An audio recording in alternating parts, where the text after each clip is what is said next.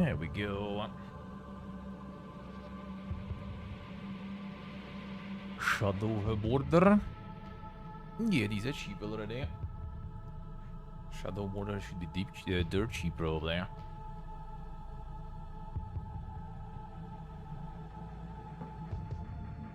At this point.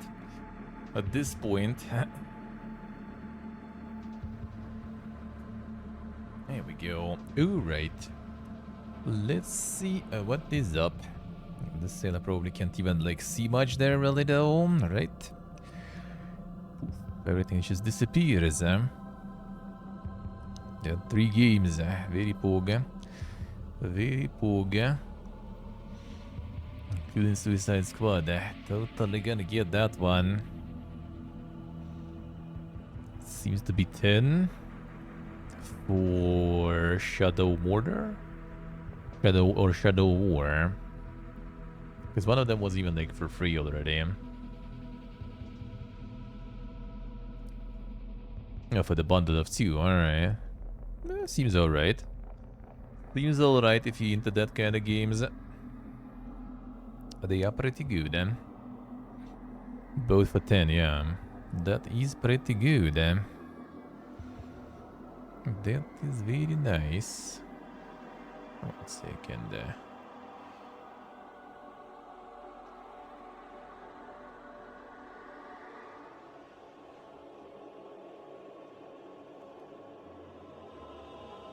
Alright, there we go. Yeah, both for 10 is quite cheap. Checkbox franchise sale. Oh, there's a new one also. The new one out. Jedi Survivor. A very poor. Also can get that here. Kick. Classic. The classic. A roguelike celebration.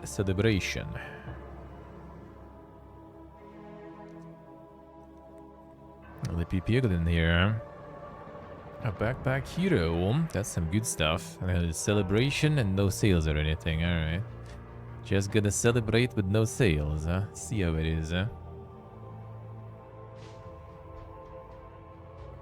I see, Steve, I see. All depends what you want to play there. Cynic, I see. Still a little too much, I say.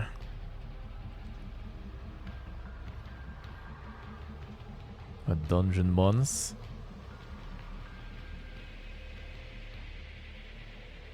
Dungeon crawlers, decks and blades.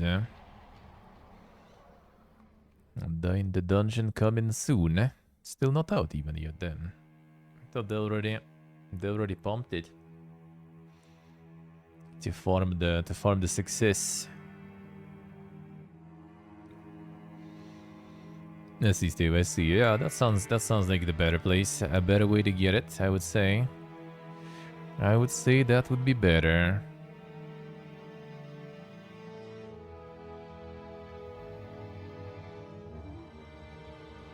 Alright, fine. A bunch of stuff there. Rain World 60%. Alright, let's see.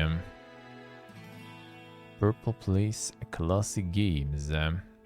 Old school puzzles there. For less than $1.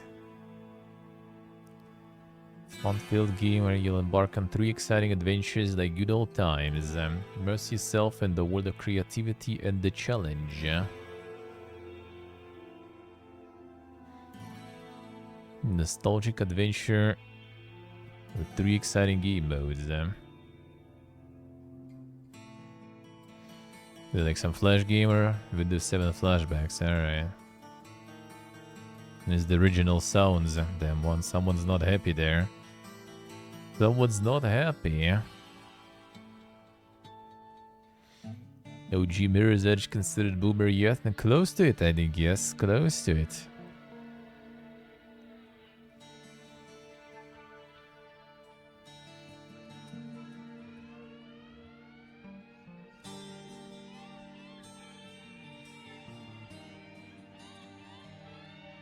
I wake up in 2007, I see.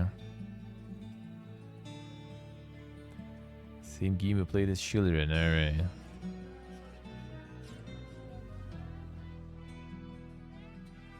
It was Windows 7. Was Windows 7 already something that the children were playing and using there? That feels old, man. Feels old, man. Dude is getting sued, alright.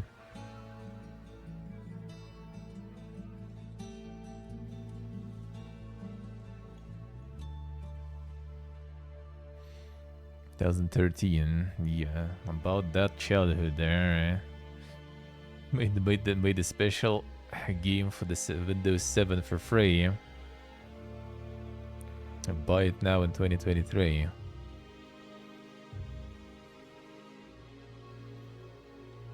Sees the USA. Less than 2 isn't that bad? Yeah, that's cheap then. That's not bad. That's not too bad. I might as well just get it then. And play it at any time and not when you have the subscription active after all, you know. That seems like better value.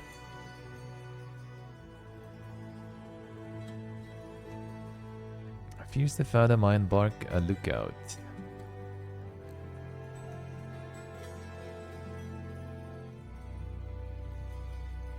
More of them fears, a whole bundle there. Episode 2, episode 3. Wait, where's episode 1 then? Is this episode 1? Then why other episodes are earlier though? But there's a special magic there. It's like out of early access or something. Buy also episode 3, 2. Oh, there you go. There it is, I guess. Alright. First, second, third, and this is fourth one already. But it's not in the bundle. Hurry. Oh, it's because it's free, probably. Alright. Is it? I see. Okay, so you got like the first episode as a free one. 2021 even. And then slowly started pumping out some other ones. Alright. There's the weird subreddit one. Alright, I see. I see. For Soleskuk. Farmer's Life. Now in full release. 20% discount. Updated the banner for that and everything. It's another Playway classic there. Or it's someone else trying to be Playway. Gibbon. Do the thing. Gibbon refusing to cooperate. In the new window, in the same window it works. Yeah, it is Playway, I see. Classic. York Huxelo. How we doing? Classic Playway. The Cattails Wildwood story. The cats is tagged already, then son. Time to farm. Time to farm them cats. I got a whole tag for that now. Wholesome farming sim. They got Stardew Valley with cats now. Is it? Okay, a new window doesn't really work. Fine.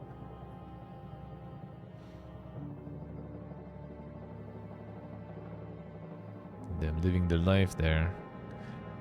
Living the life. Become a cat in this cozy life sim RPG. Say life sim.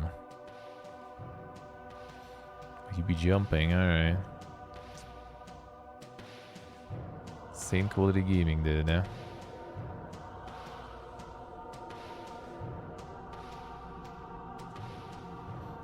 Even the friends, the colors change.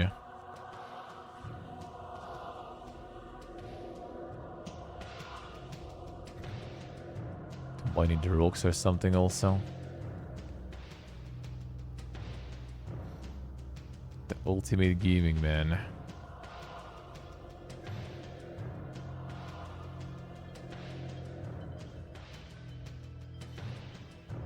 Can meow at other cats and they meow back. 10 out of 10.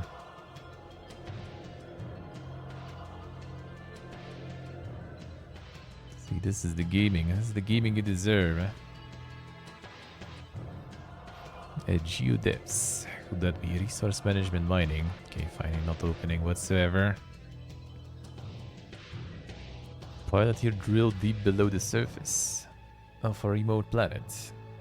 Mine ore to refine into resources, which will be used in drill upgrades and construction of your home base. Upgrades will allow you to drill deeper and find more types of ores. Let's see. Hey, next gen, hello. How we doing, man? What are you, sir?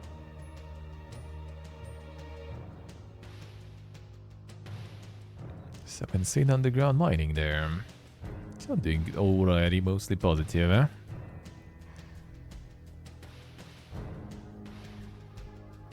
Mostly positive.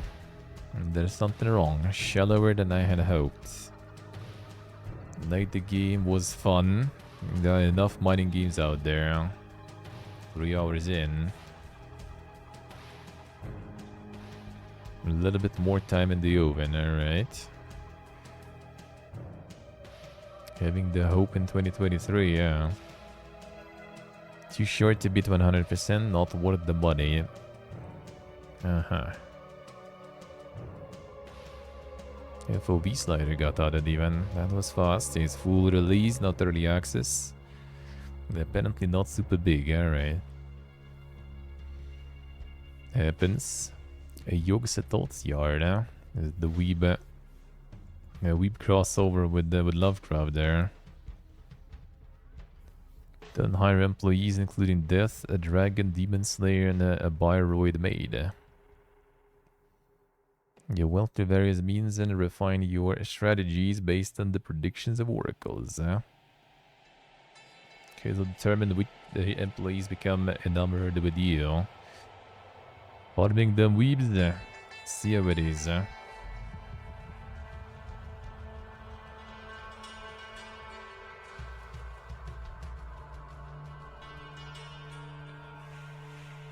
the full weeb mode even.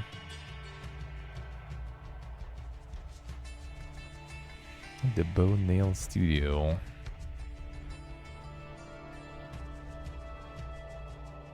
Anime graphics beautiful, cute, and gameplay and plot don't make me interested in continuing.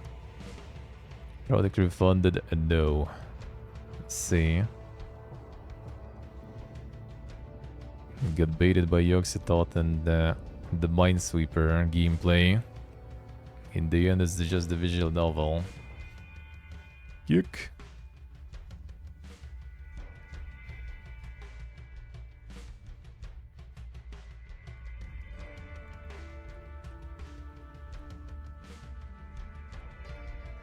So basically another visual novel there, right? Classic.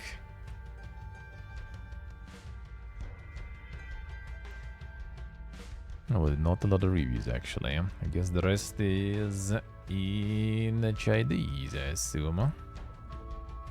Yep, seems like it, alright. I'll see. Farming weebs equals free money, yeah. Seems like it. Seems like it. Folk Hero. The roguelikes. Action slasher with the roguelite elements in the world of Slavic fantasy.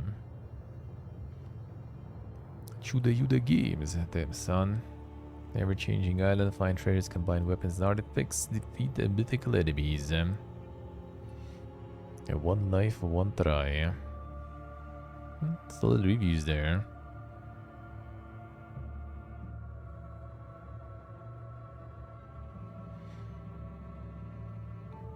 Some Giga skills and everything there, alright. Better than Diablo, man. Better than Diablo there.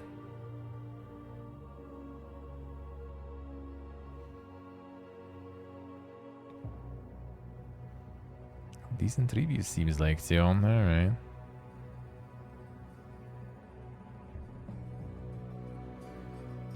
Oh, the demo and stuff. Well, is it still?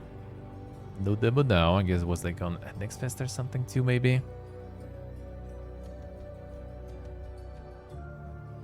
Too many bugs.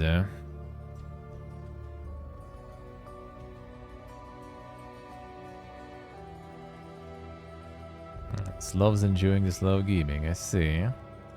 Euro Truck Simulator West Balkans. Damn son, there it is. That's quite the price for the DLC there. They also like farming that stuff. Have to visit the Balkans there, see how it is.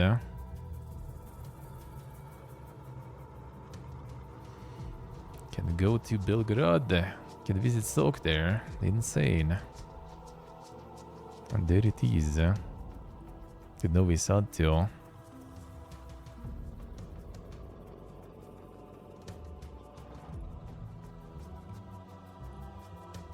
All the trucking enjoying. Trucker of Serbia. Well, I wonder if this guy actually likes this DLC. I wonder.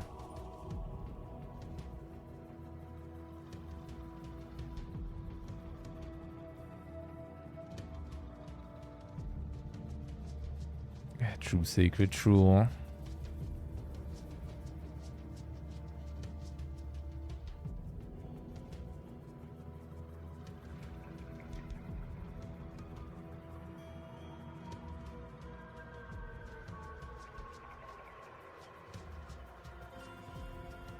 Some people molding that is not the proper display. Didn't show Ljubljana properly. Damn son.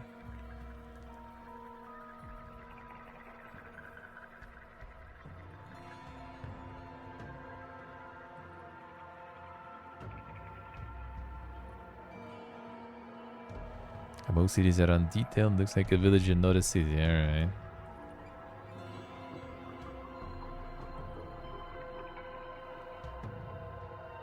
Oh, border cities there and everything. Alright. Shaken by a beach. These prices could make the better display there. Yeah, no. A World of Horror. Is it in popular new ones? Like out of early access or something? 19th of October. And this one already like a while ago.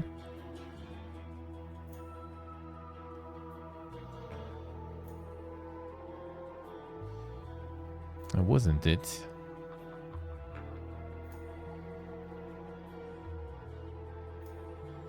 It wasn't early access, I see, alright. Slavic. Figured. And now it is fully out, I see.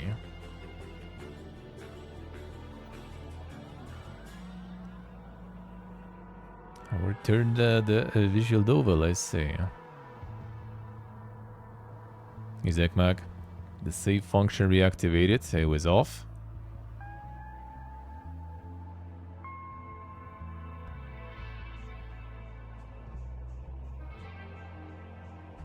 And have the dog.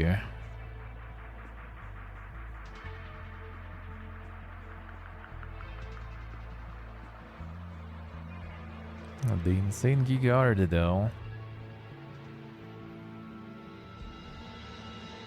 I heard about that one a lot. The 1-bit love letter. Best point all the artists say. Ah, alright, alright. Insane.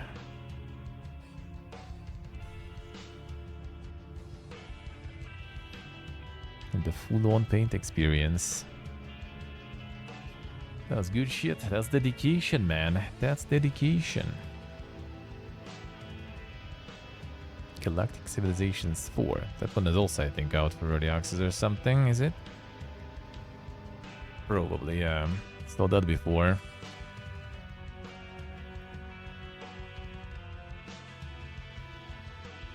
Didn't they use AI for that stuff too? Like, I know that Steam is like very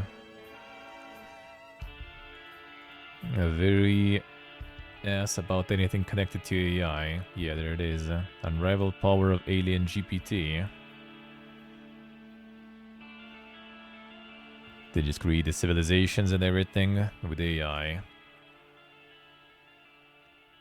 And the civilizations you encounter and stuff.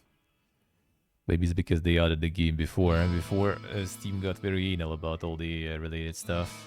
Now you mention something like that might get delisted.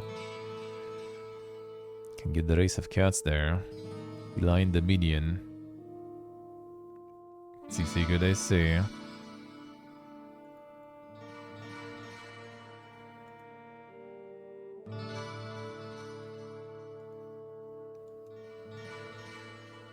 Yeah, basically just give prompts and it like creates the civilizations for you and everything. I guess dialogues maybe also like written by AI.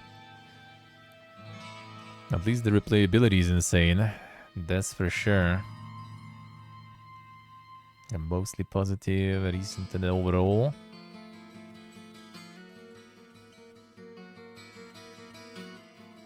What do we have here? Game has no options to format the resolution to fit my screen. Alright. Single player is great, multiplayer is greatly limited comparatively. Alright. I've beta tested this game for quite a while. Been active in the Discord and I would like to believe I have pretty strong understanding of this game.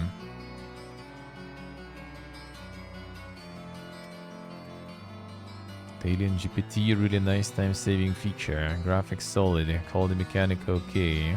That's where the game shines. Phones unfinished. Still, even after the release out of early access, alright. Balance issues.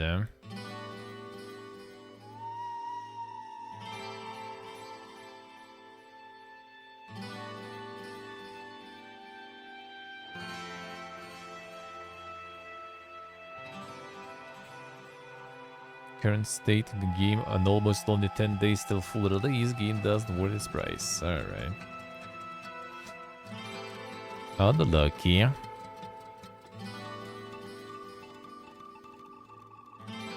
Yeah, this one I saw when it was out in early access. Kind of potentially interesting. But seems like need more cooking though to do. City Skylines at the top already of sellers. I wonder what's gonna be with this one when it's out. Considering the requirements. But did they put the requirements in actually, the dink ones? Oh, these requirements are very humble there. We'll see how that will actually end. Because, yeah, apparently Paradox themselves even said that it is gonna be very laggy and everything, so... I won't have the Steam Workshop, let's see. Like, instant flush. Wait, that's all not gonna be? Or are they gonna add it later? They're probably just gonna add it later, I assume. We'll see, I might try it on Game Pass. At some point. I might. Oh, they're gonna run their own workshop, I see, alright. Interesting. That I might play at some point.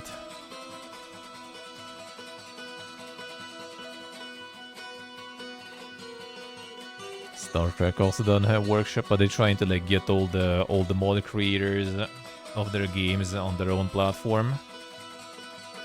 Are they having some saucy ideas there about it? Are they trying to pull some toad on everyone?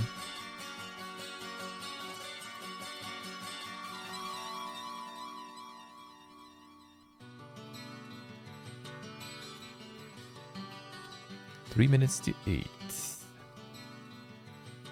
This one, point and click on this one even. Mind-bending pixel art adventure. Treading the edge of consciousness where everything is possible and yet remains elusive.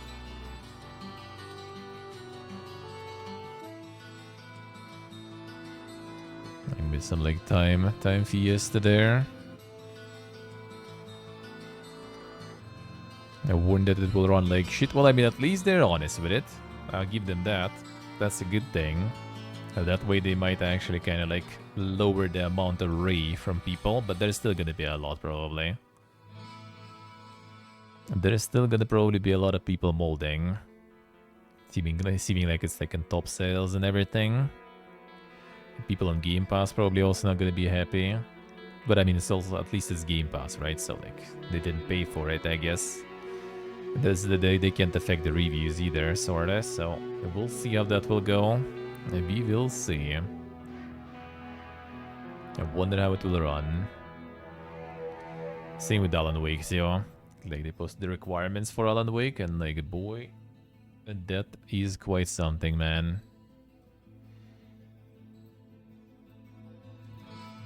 Yeah, we'll see how that will go.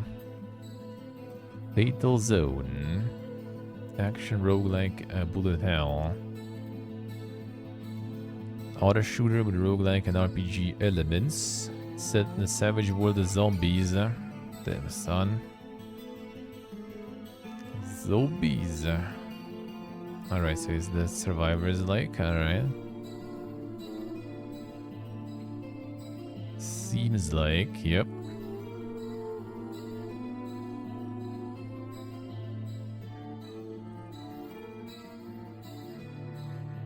And another one. Yeah, more like a skip like them, son. Someone alright, someone alright. There is a lot of them though. There is quite a lot of them at this point. Vengeance of Mr. Peppermint. Like reminds me of something we kind of saw before, but not exactly.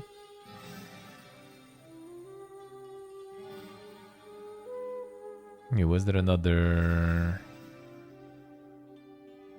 kind of Yakuza like there of sorts? Just in the beat 'em up format.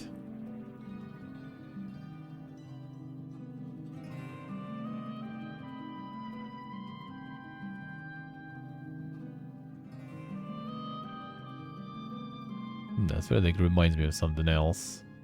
So maybe we saw this one earlier, but I don't recognize the name though.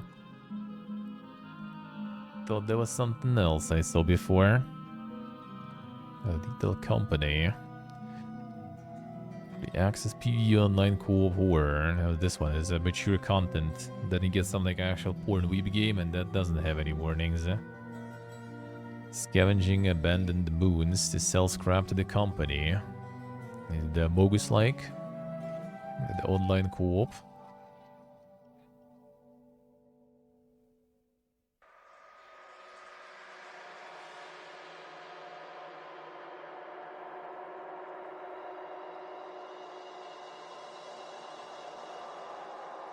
Just in general enemies. Doesn't say social deception or something, so hard to say. Contracted worker, collect scrap. Alright, don't go alone. Scanning creatures. And work fast. It's like an extraction, doesn't sound like... Yeah, it's more like an extraction, not like social deception there. They failed, hello. Yeah, it seems more like an extraction rather than a bogus. Well, it does kind of look like something potentially interesting. Has some interesting filters and everything for the graphics. Look kinda alrighty. Moonlight and Garland. Simulation Live Sim RPG Cozy. Building stuff. Decorate your apartment. Make new friends. Grow too many houseplants and love your city life. Damn son. Insane simulation there.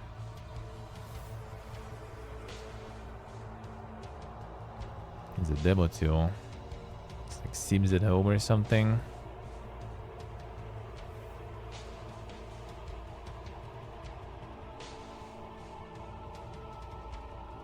More like Stardew. Hard to say. Hard to say. See secret I say. Sounds cozy indeed. And a lot of Metal Gearing there coming. Alright. Free. What is this free? Bonus content for free. Damn son. They actually have something for free. Pre-order bonus. All of that for free. Can you imagine? It's not even DLC. Huh?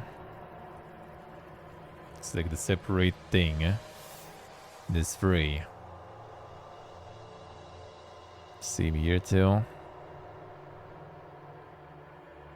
The Master Collection Volume 1 and Volume 2.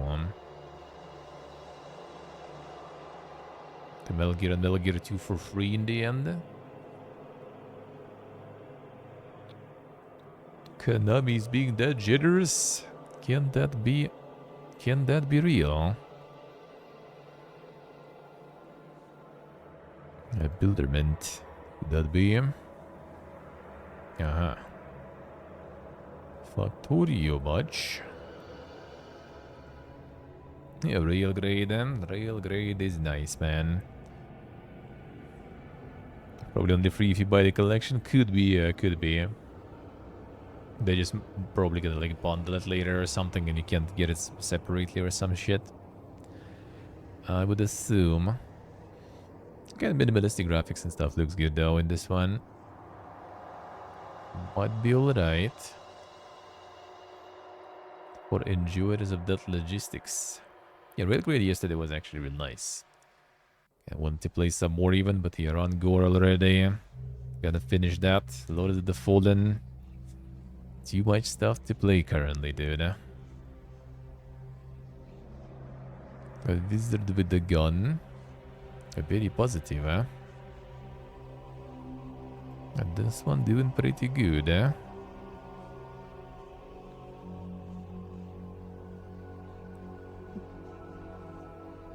Price seems kind of chunky though. Kinda. Or they just don't really have a lot of regional pricing going on, maybe.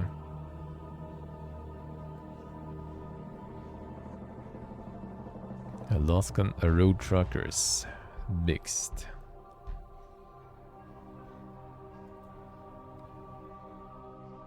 Honestly disappointing. Currently so buggy and unpolished. More extensive fixes in the work, but has potential.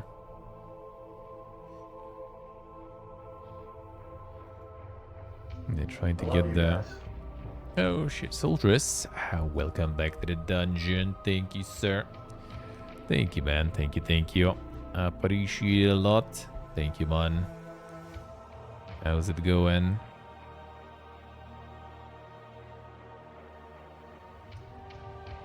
This game should have been released early access, not full release. Alright. Updating the game daily since release. Cannot recommend this game in its current state. Invisible bumps, ramps, send you truck flying in the air. Need to land on its side, really? AI hazards to themselves. Well, I mean, isn't it the Playway? Or movie games, there's someone. Greenman Gaming, Road Studio SA. Yeah, I think it's probably them. Yeah, movie games SA, alright. It's them. I want to get some truck action. There is already plenty of games for that, really. Hellboy, A Web of Weird. Oh, this one is out. Mostly positive. I heard this one is like getting like repetitive or something fast. Is it? Is it really? The vibes, gameplay very sluggish, was not fun. A variant of whatever you can experience by level 2.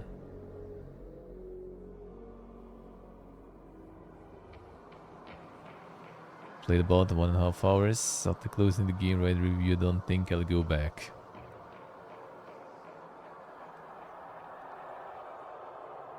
Combat movement feel bad and awkward. Turning, dodging, blocking, attacking all feels like you're doing it in a jelly.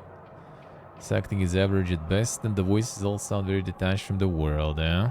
Crashed my Steam Deck on closing. Performs horribly on the deck. Starters are abundant. Is it actually that does like I think if it doesn't say that it's deck compatible, then you probably shouldn't, you know, even complain about that. I feel like, to be honest, it's nice to expect that it works, but if it's not confirmed and not optimized, then obviously it might not be that good, eh?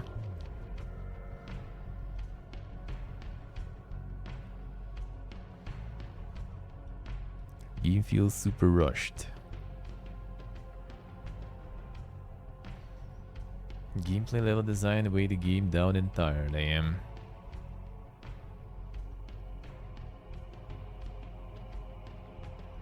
look and the feel of Hellboy comic books down to a T. Full props for that. Honestly impressed how well the comic book look is upheld here.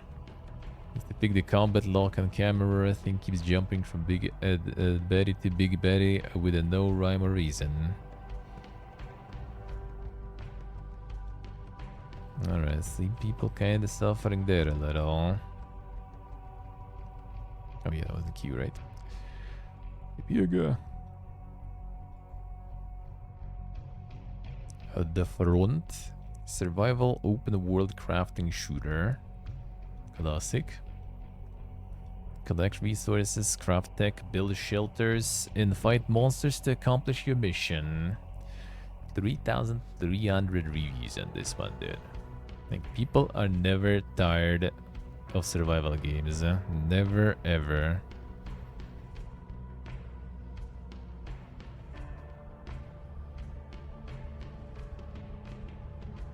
Prevalent issue with cheaters. Alright, 121 hours already. Then people already started going ham there. Holy shit. Cheaters already uninstalled. Don't play PvP and you'll have a great time. A barely released, already got hackers and cheaters. Sounds good. Sounds like some quality gaming there.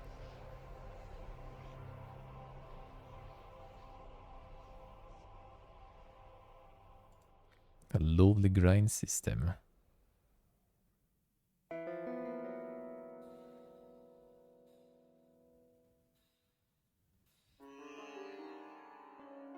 Get a server started to poor documentation, horrendous translations, only for the server to break 4 hours after successfully making one at the moment an update was pushed. Configuration required special characters that I'm assuming are Chinese and could only be generated by a product shipped with the game. Not the server software shipped with the Steam CMD.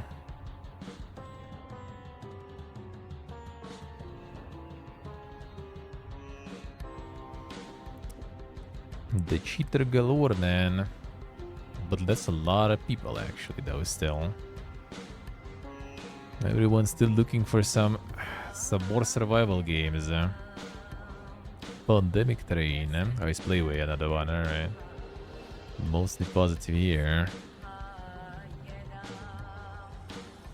Train roaming post-apocalyptic wasteland.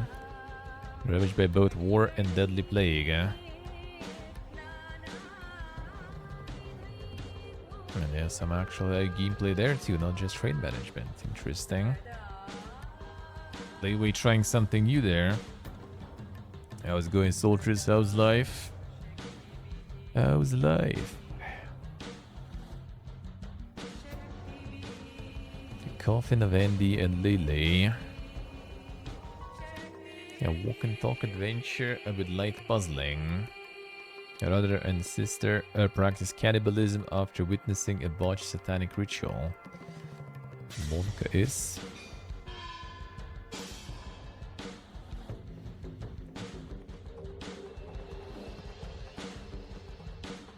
Explore bleak world, solve some light puzzles, play as two characters, make choices that change the course of the story, kill some people for food and fun, and discover multiple endings.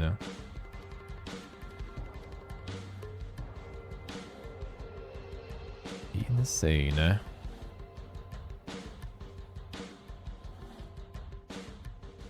Cute little satanic game, alright. I love eating my neighbors and kissing my brother.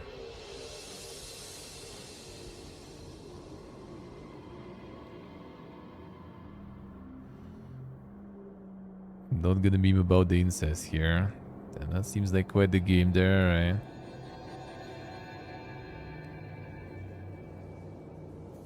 Compelling story about extremely twisted and horrifically relatable people, a sister wife. This game makes me wish incest was real. Holy shit, alright. Someone made some dang game there. Okay, I see how it is.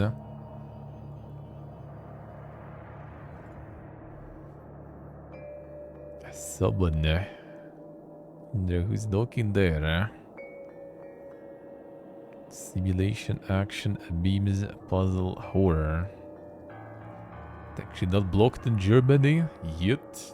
Just you wait. This insane gaming there, dude. Oh yeah, okay, another meme game. This next team doesn't have like some like the Steam client getting like this like weird, weird blinking sometimes. Yeah, the повестка time.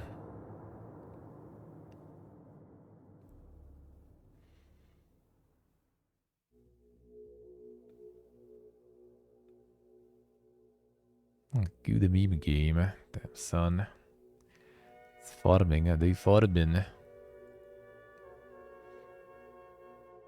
Outpath. Yeah, this one's still pumping. Overwhelmingly positive there. Experimental clicker base building game. Yeah, that one was like the demo or something. A few months ago, I remember. Seems good. That one went ham. The Mordhau DLC. Another one.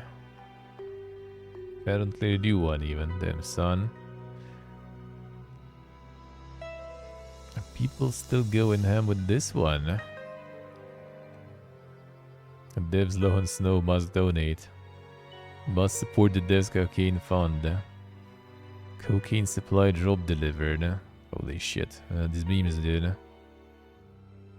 Heard you needed coke, I got you, fam. Anything to help the cocaine budget. But people actually like buying the DLC and just to support the game, keep it afloat there. $7 gloves. True window, true.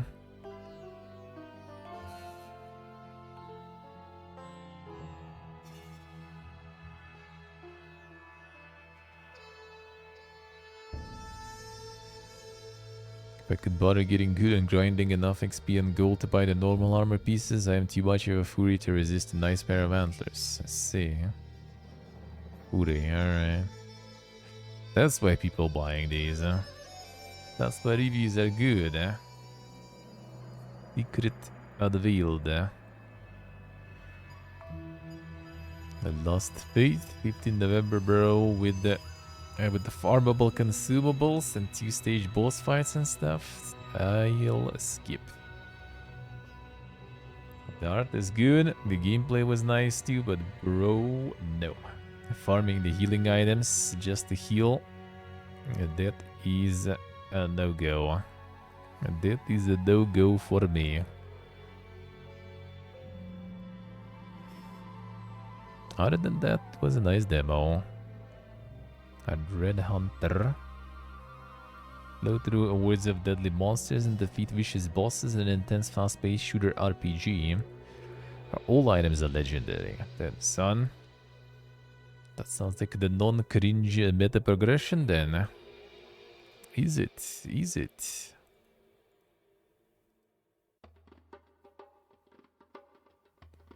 Early access. That's quite a chunky price there.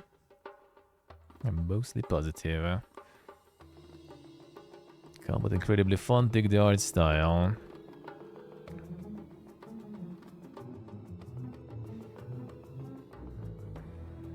The shop isn't up in early access. Like a weird thing to leave out. How did they put the shop in there or something? They planning something. They planning something.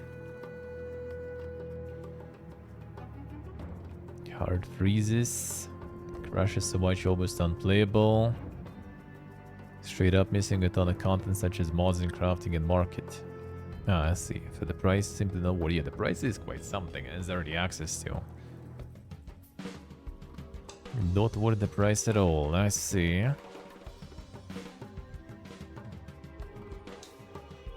The bare bones. The gameplay feels so good, the price tag is is too high for the content provided. Gonna not like that many people actually when they bought it in the end though. Well, I mean, not that many, I guess, but still. Like early access for that price. I would be more cautious with that. Yeah, Empty Shell has the next best damage, right? 85% positive. Seems quite nice.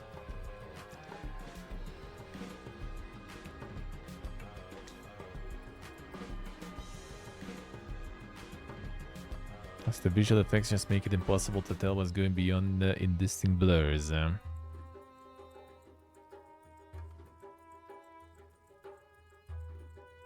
overall seems good though.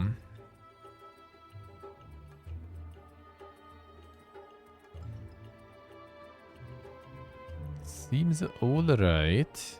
There, let's check out the stores. And get to the news. Update later. Let's see. What is up? Cyberpunk. Brad finished Spooder mod yet? Nah, you're probably gonna be going ham with it for a while, I assume. Yeah, the message, but yeah, I would assume he's also like maybe will go for like 100% or something. He said he likes it a lot though for now. But yeah, I haven't finished yet. THQ, he also like playing like on the free time off work and everything, so that will take some time probably. Can like find like the good position. Sit properly now. Got kind of used to the fit ball, but sometimes you just sit kind of not in the best way, and then it becomes annoying to sit on it. Sometimes you can sit for hours, no problems. And the sleeping pogs for $2. True. Jack the Lions 3, 34% discount already. Damn son. The insane.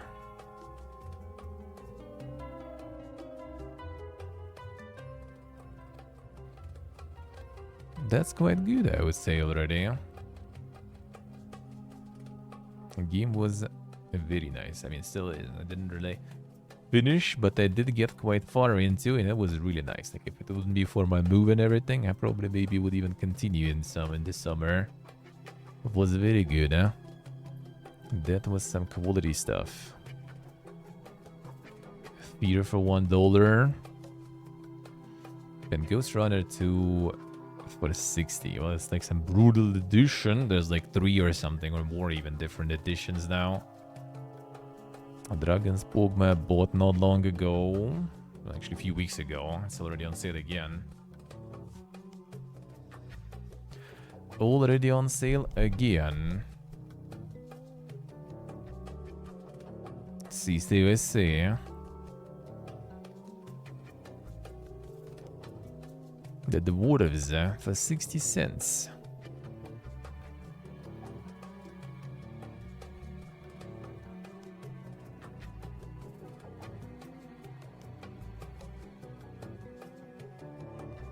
What else? What else we have, eh? But they did bump up the price for Heroes 3, I feel. Like, back then I bought, like, bundle with 5, I think, for, like, around $5 or something.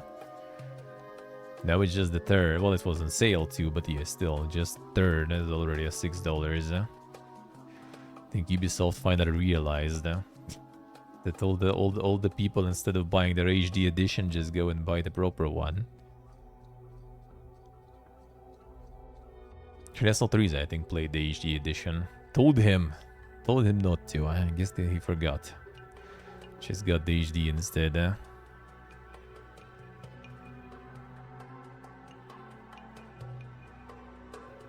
Rayman 4, 70 cents there.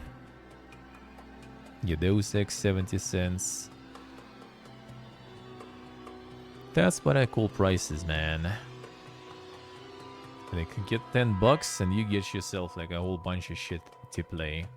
The good shit too, yeah, no. Most importantly. That's what I call prices, man. Not on stream, not on stream. I played a little bit back in the day. Never finished or anything. And it wasn't on stream. I might get to it. I mean, I will. The question is when, but that will happen. A Virtual Rides 3. All of them. Apparently. Alright.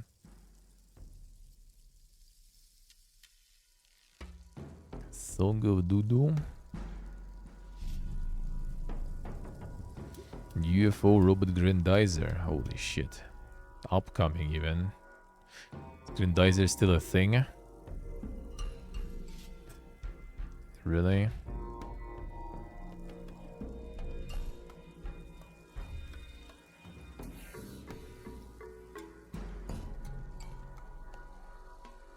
Is it a Grandizer game in current year?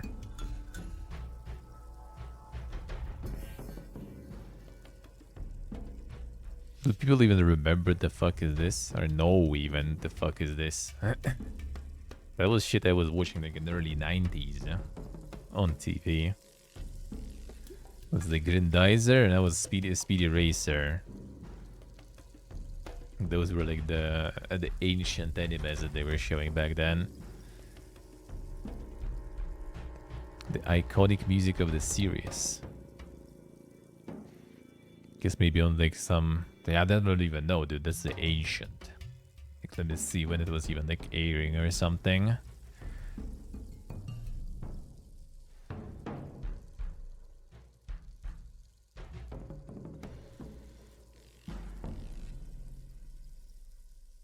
And let's see.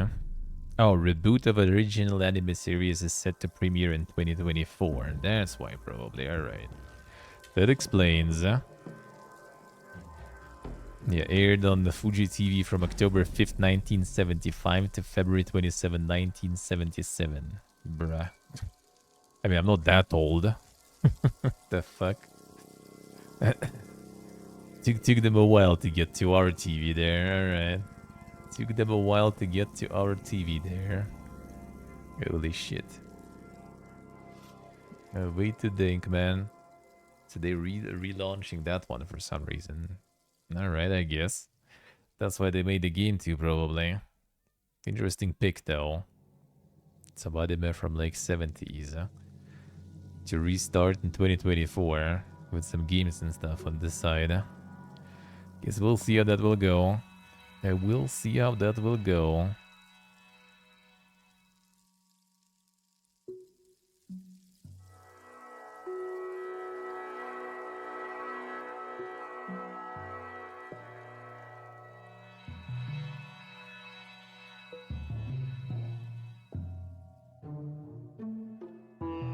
Adapted from the cult animated series will immerse you in the heart of the universe of its creator Go Nagai and will give you the chance to pilot the most powerful of robots and fight the forces of evil. Damn, son. That's some that's some boomer shit. Didn't expect it was that long. That old. Wait, this is Speedy Racer? When was that even? Speedy Racer was...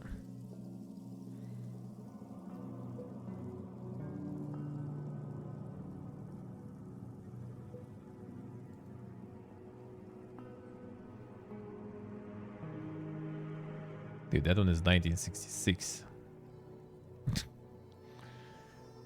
And yeah, they got quite delayed to our TV back then. Makes you even more boomer there, right? Yeah, it was even like the catchphrases and stuff. In general, if someone was going like fast and everything, it was called the Speedy Racer back then. That's some old shit, dude. Alright, let's see what's up on that epic. And get to them news. The video game news. Let's see. So what we have? What do we have? The Halloween sale there. To November 1st.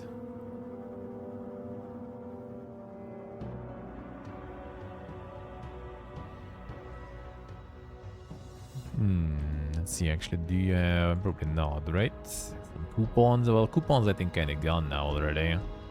20%. Oh, the kroner prices, damn son. Sardinia, brother. Why?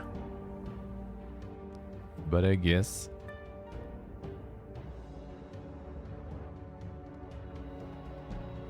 Well, this seems kind of... Well, actually, no. They have Last of Us. That ain't that spooky. I guess. Full catalog. Okay, don't see any coupons or something. Yeah, Remnant already 20%. Not bad, not bad.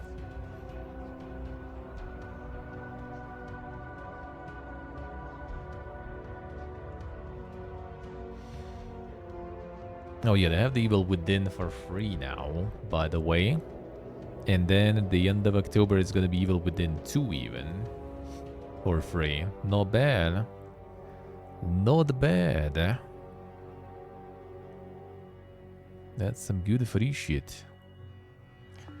Now, what is special? Will I be in, you know, for free? Seems good. For that price, that does seem quite nice.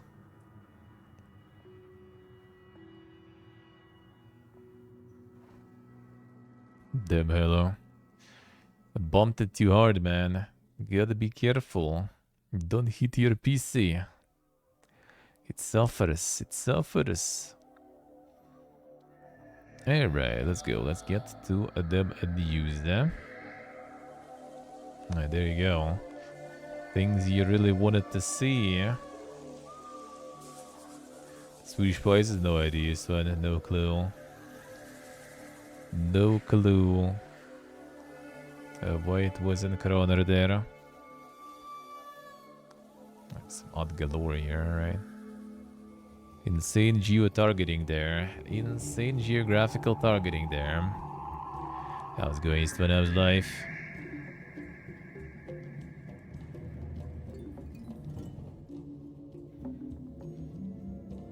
Like with Mankind Divided on launch, everyone hated it. I don't think it was like hated. I think it was kind of like just a little underwhelming. Like people expected it's gonna be, you know, like the new Resident Evil there.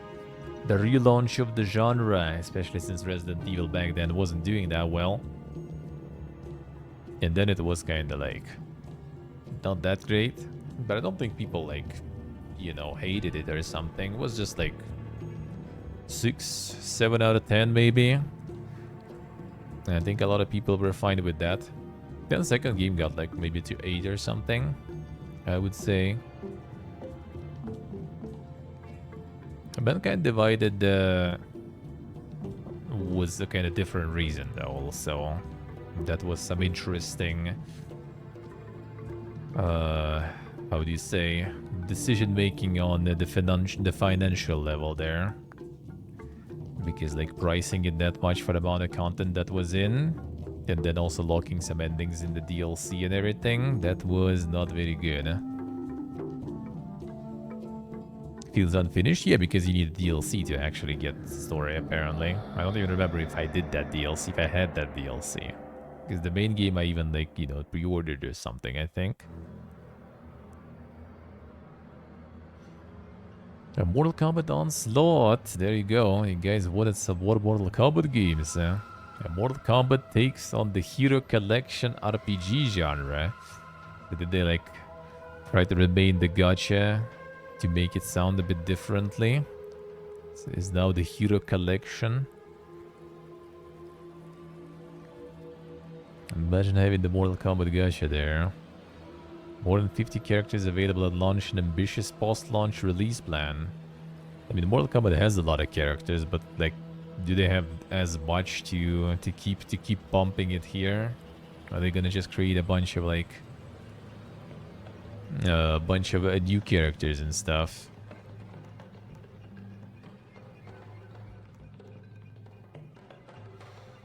Embracer the Deus Ex Deus rip hard. I think it's not rip hard. That's actually like better chances that will return than when Square had them. Not gonna lie. Better chances that it will return. Will it be good? That's a gamble, but yeah, I don't think Square was any better for that. If anything, Square pushed for some interesting monetization methods. And Square always had those like weird expectations from games, as we learned not long ago too. You know. So not sure about that. Constantly growing lineup of characters, see perpetually chasing the newest additions and powering them up. Boost your characters by improving their 14 different stat categories through a gear system. Equip relics can hold synergies with the fighter. Some of the rarest relics even unlock fatalities for the characters. Most ambitious post-launch live content plan in the studio's mobile history. New game modes as well as a steady stream of additional characters. Constant licensed guest characters to join the roster through its live content. Oh, okay, I see. So they can just get a bunch of licensed crossover stuff there. Oof. Mortal Kombat gotcha, man. What a time to be alive. What a time to be alive. Well, more in the dank news. Relive the events of Alan Wake in new Alan Wake flashback Fortnite experience. Damn, son. Still time for the player play for the first time Alan Wake before its sequel is out. October is a stacked month and time might not be on your side. An Alan Wake flashback might help. It's a new Unreal editor for Fortnite experience that gives players the chance to relive mysteries and events of the first Alan Wake, albeit presumably in a much shorter and more streamlined fashion. Welcome to the future, man. Fortnite everything.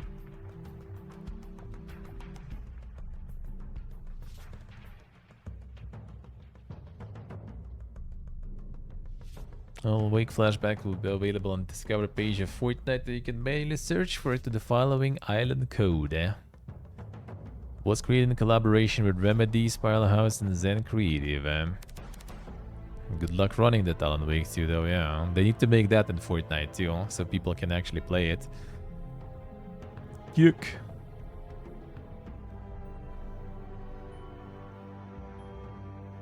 Should probably port the second one already there too, so that people can actually play that.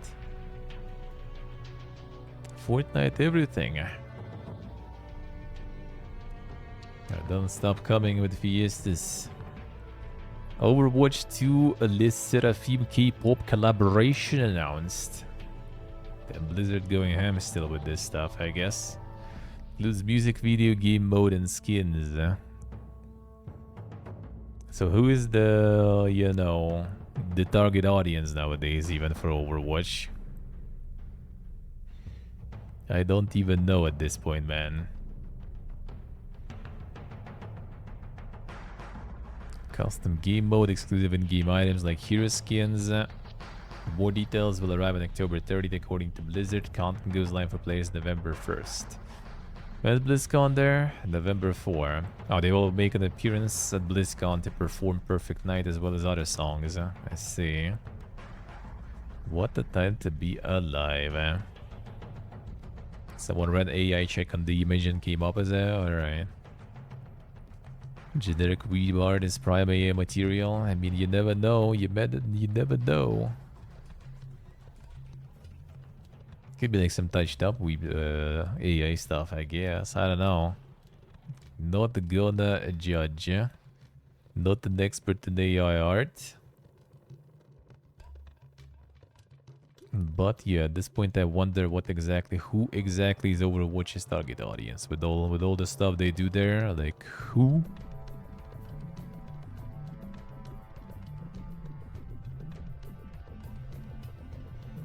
Starfield was the best-selling game in the US last month. PS5 remained the top console. Xbox and PC September 6, and while its Xbox Game Pass release surely helped it become the biggest launch ever for Bethesda game, with more than 6 million players, Circana's data tracks dollar sales. And this means Starfield was the best-selling game of September despite Xbox Game Pass. Circana's executive director Amat Piscatella says on Twitter that Starfield ranked as the best-selling title of the month across both Xbox and PC, with PC being its lead sales platform. Got a big September releases like Mortal Kombat 1, EA Sports FC 24 Payday, NBA, and the Crew Motorfest also make appearance in Circana's list of 20 best-selling games of last month.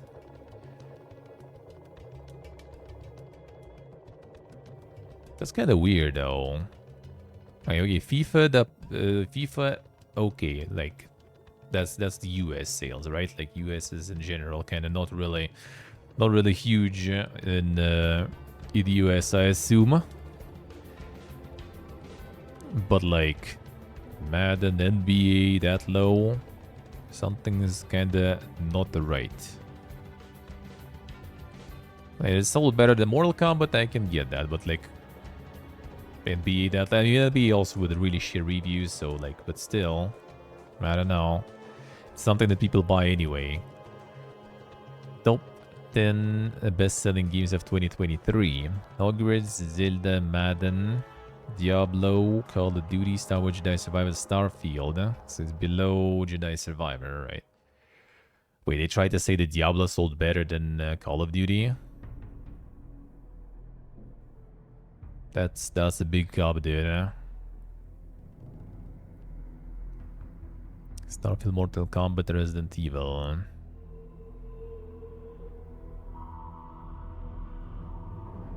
PC being lead sales platform, yeah. Well, I mean, on Xbox, more people probably have the Game Pass and stuff going, so they bought it way less there. Not to mention Xbox in general is kind of like not dead, but not, you know, the most live platform, I guess. Let's put it that way. Diablo sells like hotcakes. I mean, true, but like with Call of Duty though, I guess that's the old Call of Duty technically still. Yeah, that Call of Duty was in 2022. So yeah, and this is the 2023 info. So obviously the main sales of Call of Duty were already over. It's basically kind of like 1-year-old Call of Duty sales in current year already. Alright, that makes more sense then. Alright, that I can believe.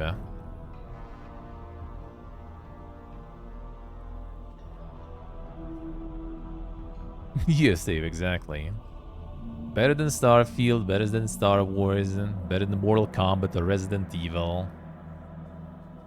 Insane. Now you know why they bought Activision, man. Shit's printing money there. Mortal Kombat 1 was the best-selling game of September on PlayStation. Yeah, because like the Starfield is not there. Yeah, Xbox and PC it was second because Starfield was there first. I see. Mortal Kombat 1 ranked third on Switch. Yeah, so even they managed even to sell that piece of shit on Switch. Alright. Hey, Celestial.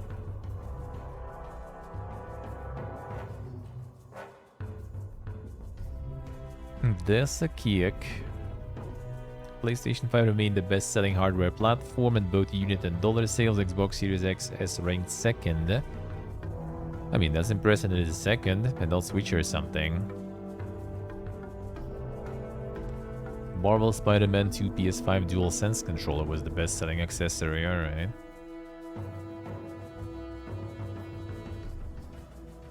Wait, accessory spending in general, I guess. I was thinking like just the Spider-Man controller got like $197 million. I was like, the fuck, dude? That's a lot of controllers there. That's a lot of controllers, huh?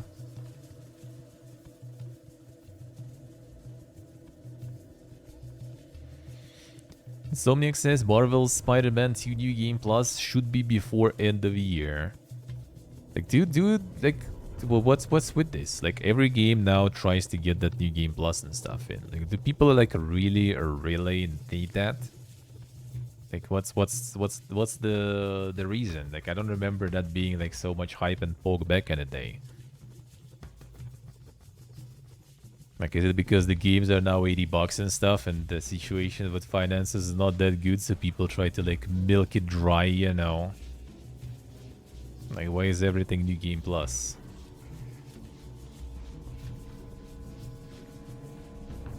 Enjoy the option only for games that have a really good core loop. The Dark Souls. The thing is, like, for example, in Dark Souls and stuff, I don't mind New Game Plus as a part of getting all achievements. Like, I'd rather see more sense into, you know, like the making like some more interesting, you know, platinums, all achievements and all that stuff. Because at least it's kind of like more interesting than just replaying the same stuff. Because, like, let's be real, most of the New Game Plus modes and games, they don't add anything outside of like making, you know, enemies more HP, more damage and everything. Even Dark Souls. Outside of like Dark Souls 2 only tried, I think, right, to add something in New Game Plus, and we all know, you know, that it wasn't that crazy good. They just added a bunch of new phantoms here and there, including in some boss fights.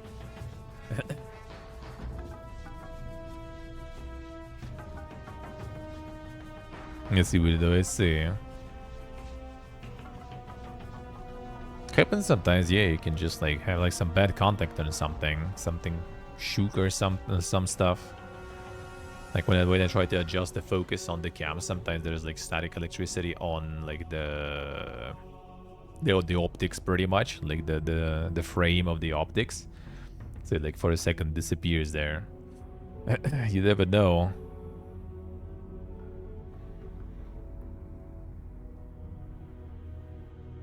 Let's see, Steve. Let's see. I'd rather replay New Game Plus than the new run. Let's see. Yeah, I'm not sure. I'm in general not really into replaying games because there's always like huge backlog and so much to play that I kind of like just, you know, that luxury of replaying something, I just kind of can't really afford to myself. Sometimes I replay something, but I do it kind of like way later. Like doing like 2 playthroughs back to back. I guess that happened recently in Sultan Sacrifice. But again, I kind of did that because I could get all achievements, right? So I just went for it and did it. Might as well. See window, I see. Game makes more sense than New Game Plus? Nah, I don't think I ever had that. Those games kind of like... Not at least. That's like most of the games I played in New Game Plus. Yeah, the Souls-likes. And they usually don't really feel like they make sense.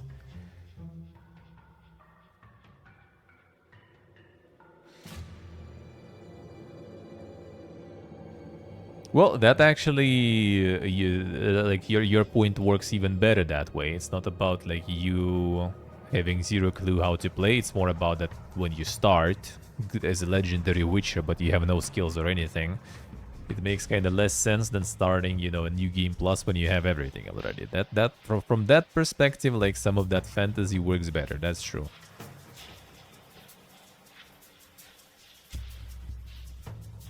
But yeah, I don't know. Like I just kind of like didn't expect that New Game Plus might be that important for people nowadays. Huh? That almost every game tries to get New Game Plus in.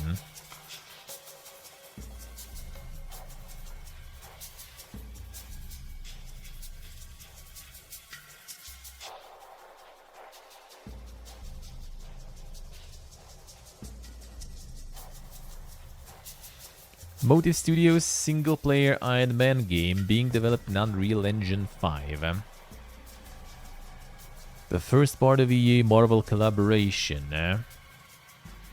Motive releases Dead Space remake earlier this year, and Klaus says with that behind them, the studio focus has switched to the Iron Man project, giving us the opportunity to work and play with another extraordinary property. So the team is still in early pre-production and taking its time to set the best possible foundation for development, but despite that, it is finding so many opportunities to explore story design and gameplay with Iron Man. With this Dead Space remake, Motive has created a community council of Marvel and Iron Man fans to help the game's development by offering feedback on pretty much everything. Here in the studio update, Klaus reveals the team has selected Unreal Engine 5 as the game's engine, in order to empower the dev team to work their magic and create something truly really special.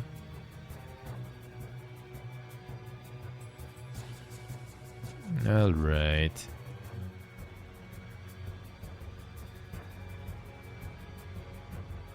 Raise the bar on how we practice our values. I see. Alright, corpus speech. Oh, don't remember that one, Steve. Don't remember that one.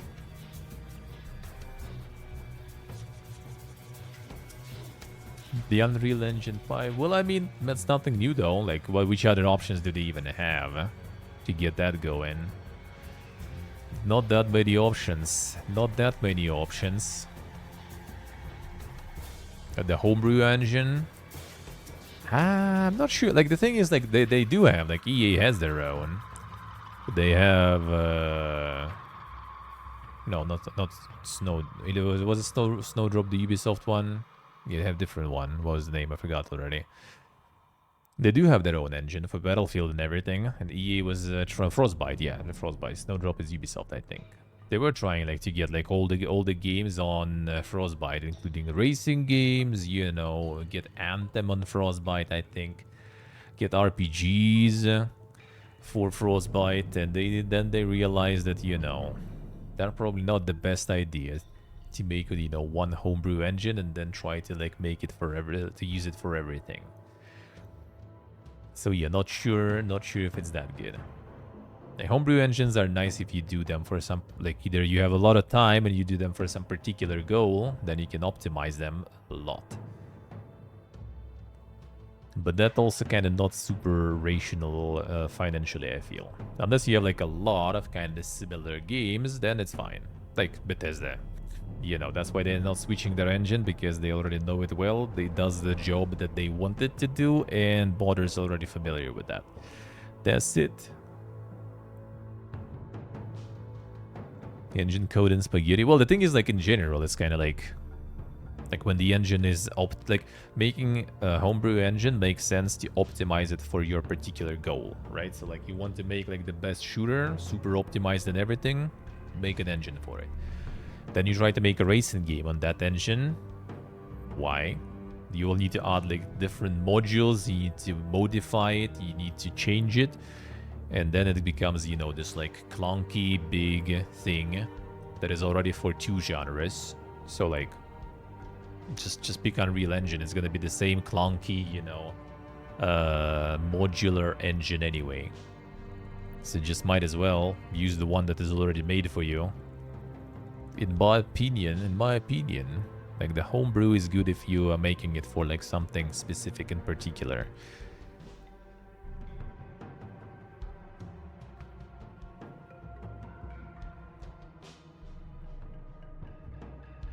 Let's see, what do I say?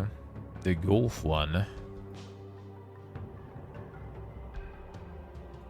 There is.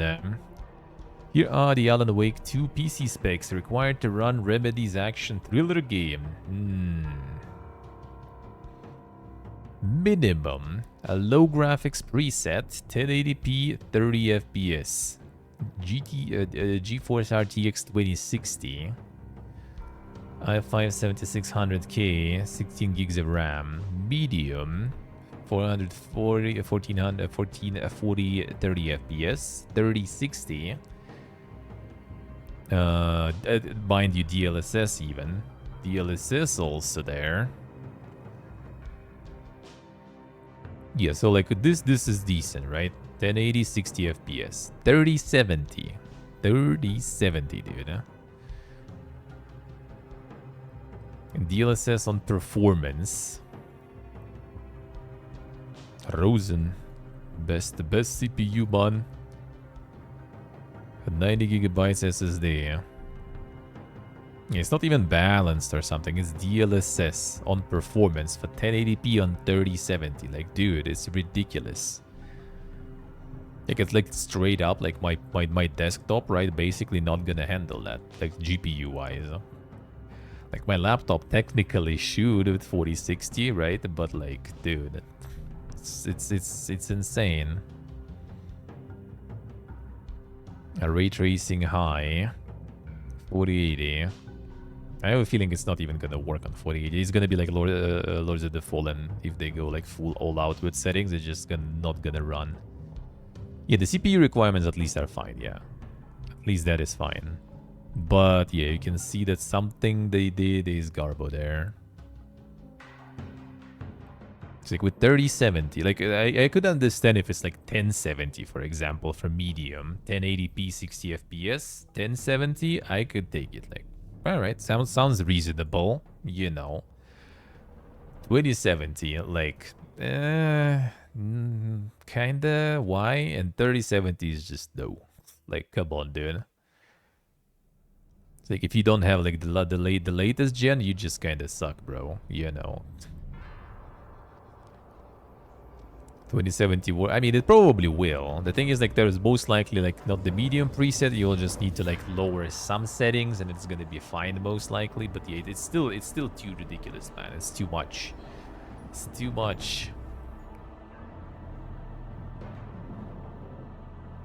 Making another own engine, I see. Huh?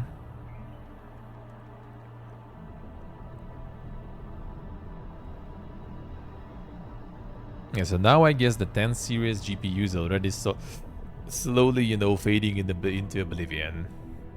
But the problem is they're like fading too fast.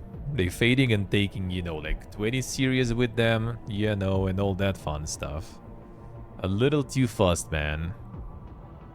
A little too fast. The path tracing is an extreme option, yeah. High with path tracing on. I mean, if that actually will run, though, that will be impressive, because I think in Lords of the Fallen people were suffering even like on 4090s and stuff. Yeah, they had RTX and stuff in Control too, but Control was running super good though. Like, Control was like, I think was quite well optimized. I had no problems. I could run it with RTX even. It's just that the OBS was lagging, so I turned it off, but it was fine. Like, it was running on my PC and the OBS on the same PC just fine. And it had all those, like, cool things there and, you know, had no problems. So, we'll see, I guess. We'll see. That might be another fun release. And I wasn't super hyped about it anyway, so whatever, I guess. It is what it is. We'll live without it. Minecraft has sold over 300 million copies worldwide. Mojang Sandbox game will celebrate 15th anniversary next year. Stands as the biggest selling game of all time.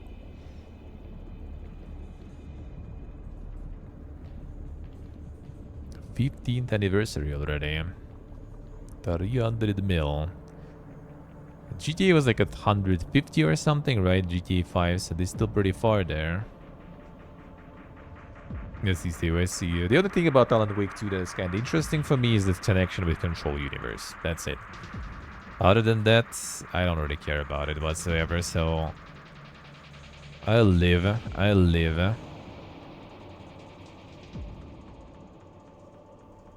Game is also only on Epic and has no physical version. That's kind of smart. That's kind of smart in this situation, actually, because they're gonna do the Epic release, so the fans of the game will buy it. Those who want to mold about the settings and the performance and requirements, they can, because Epic doesn't have reviews. And then after, like, you know, 6 months, a year of exclusivity, they're gonna patch it out, optimize it, and roll it on Steam, and everyone will be happy.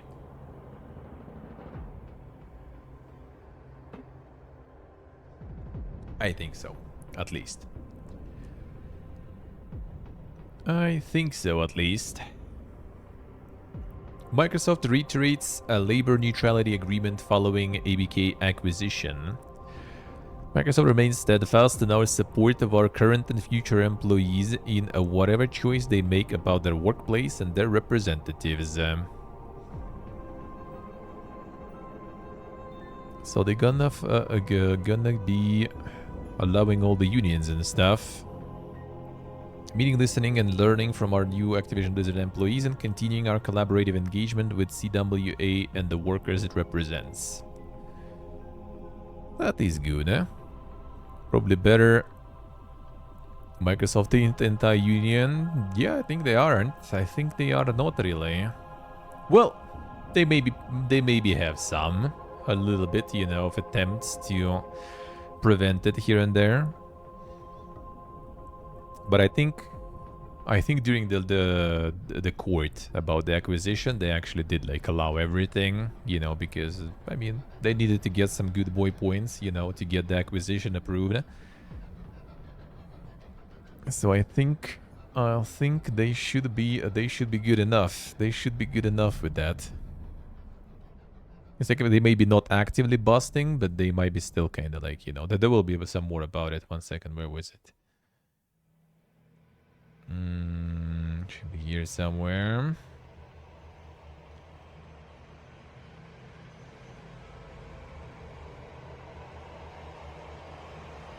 Yeah, there it is. Duke Bowser, Nintendo doesn't have unions due to employee satisfaction. See? Nintendo of America president affirms the right for workers to form a union and say we'll respect that. That's a cop, man. That's a cop. You have to look, only have to look at our retention numbers, which are very, very high within the industry and our obviously low turnover rate as a result. Focus has always been on creating a culture that is inclusive as a work-life balance and is focused on our singular mission of bringing smiles to faces. Everyone has the right to form a union, and certainly in the future, whatever it takes us, we'll respect that. Bowser comments seemingly counter the experiences of contractors who work at the Mario Maker but are technically employed by an outside company. And that we're gonna see a lot, dude. That's why all the layoffs right now are going in QA department and everything, because everyone's just gonna be on the outsource. Because then they can't complain. Because they're technically not in the company, and that's it. It's gonna be like probably like, you know, the Corpus Perfect world. They have like, you know, the CEO, some top managers, like, you know, obviously like the holders and stuff on top of them, and no one else. And then they just like outsource everything to like hundreds of different companies. That's gonna be the future, dude. That probably is the perfect corp future. Now, if someone is complaining about something, poof, got that contract. Those guys are gone. Find another outsourcer. That's what we're gonna get.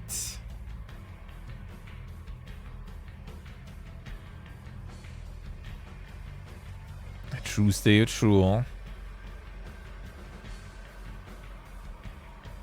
Pretty much, pretty much.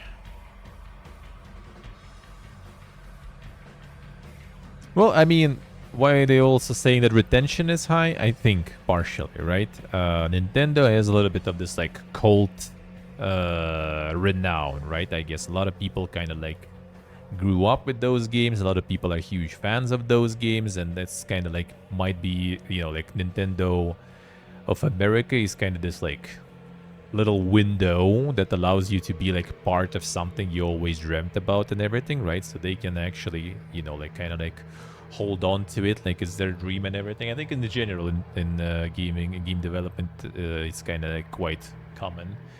There was this like investigation into actually NetherRealm, I think, with Mortal Kombat and the crunch in the studio and everything. And I think some dude said that, like, you know, like, oh, I work on NetherRealm. I'm gonna, like, you know, hold it. I'm gonna do whatever they say they need and work as much as they need me to work because it's NetherRealm. I work on Mortal Kombat, dude. That might be part of the problem. International Olympic Committee announced plans for Olympic esports games. IOC President commissions study for events creation. There it is, dude. Time to become the Olympic esportsman. The digital athlete. Thomas Bach revealed that the recently formed IOC Esports Commission will study the creation of such an event.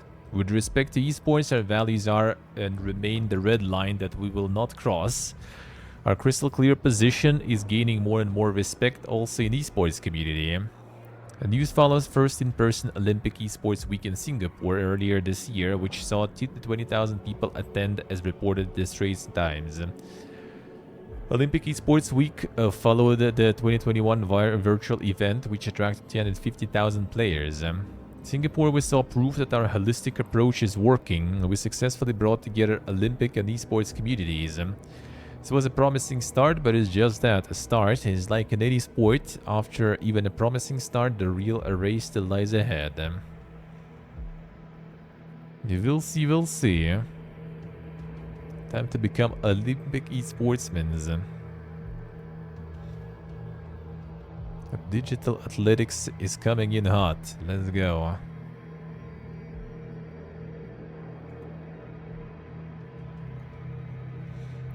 Pete Hines leaving Bethesda. Bethesda's head of publishing retires after 24-year run with the company. Feels bad, man. But now the show Todd more now. Come on. Todd is also retiring, but at least it's after next Elder Scrolls. So we have like 10 years probably of Todd still left. Last month's launch of a long-awaited Starfield finally in the rearview mirror, Bethesda's head of publishing announced his departure on social media. Retiring and will begin an exciting new chapter of my life, exploring interests and passions, donating my time where I can, and taking more time to enjoy life. Oh man, that sounds nice, dude. That sounds very good. Well, not a decision I came to easily or quickly, but after an amazing career culminating in the incredible launch of Starfield, it feels like the time is right. It would be nice to do the same, you know. Just, you know, explore interests and passions, taking time to enjoy life. Sounds good. That's at least the USA. It's gonna shit talk fans on Twitter now. Someone gotta do it, yeah. Continue being part of Bethesda community and thank the fans he had met during his time with the company. Joined Bethesda in 1999. His first major releases with the company was Elder Scrolls 3 Morrowind. Damn, son. Insane.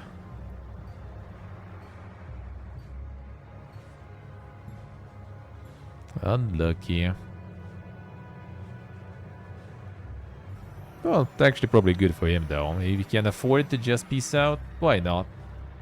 That's nice. Gotta stop the grind sometime. Yeah, no, enjoy life after all.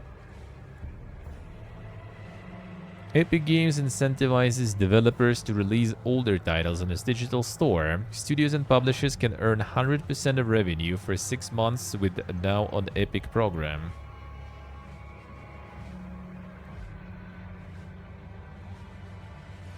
Program eligible for products launched on third-party PC or subscription services before October 31st, 2023. After 6 months, Epic Games will take its standard 12% cuts of earnings. Developers can enroll in the program until December 31st. All eligible products must be launched on the Epic Games Store by June 30th, 2025. Among the requirements for Now on Epic, the company said if you have 3 or more products on a third-party store or a third-party subscription service, you must bring at least 3 of them to Epic Games Store. If you have less than 3, you must bring all of those products to Epic Games Store. Titles that have been released at Early Access are also eligible for Now on Epic.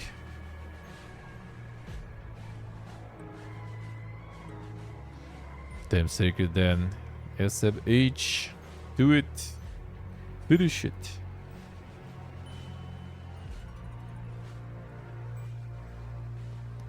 Lords of the Fallen debuts at number 4, UK box charts. Zelda Tears of the Kingdom falls out of the top 10 first time since release.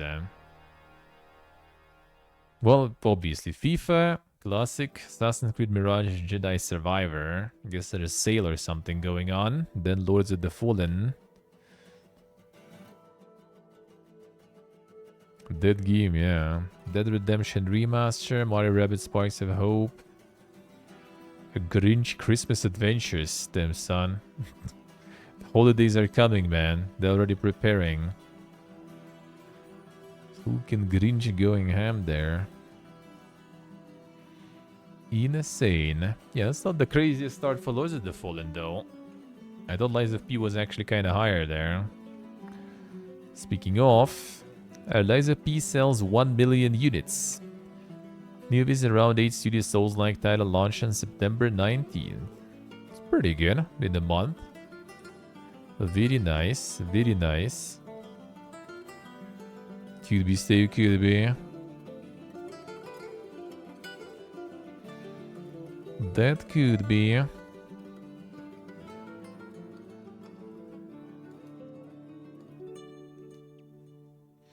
Frontier to lay off unknown number of staff in organizational review. Another one. Disappointing financial performance, including lower than expected sales of Formula One manager. Prompt cost-cutting measures.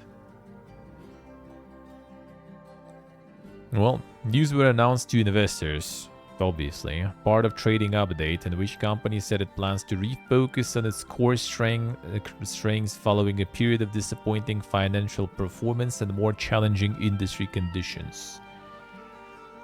Organizational review aims to reshape Frontier around the strategy, return the company to profitability, and shore up of the business for the future.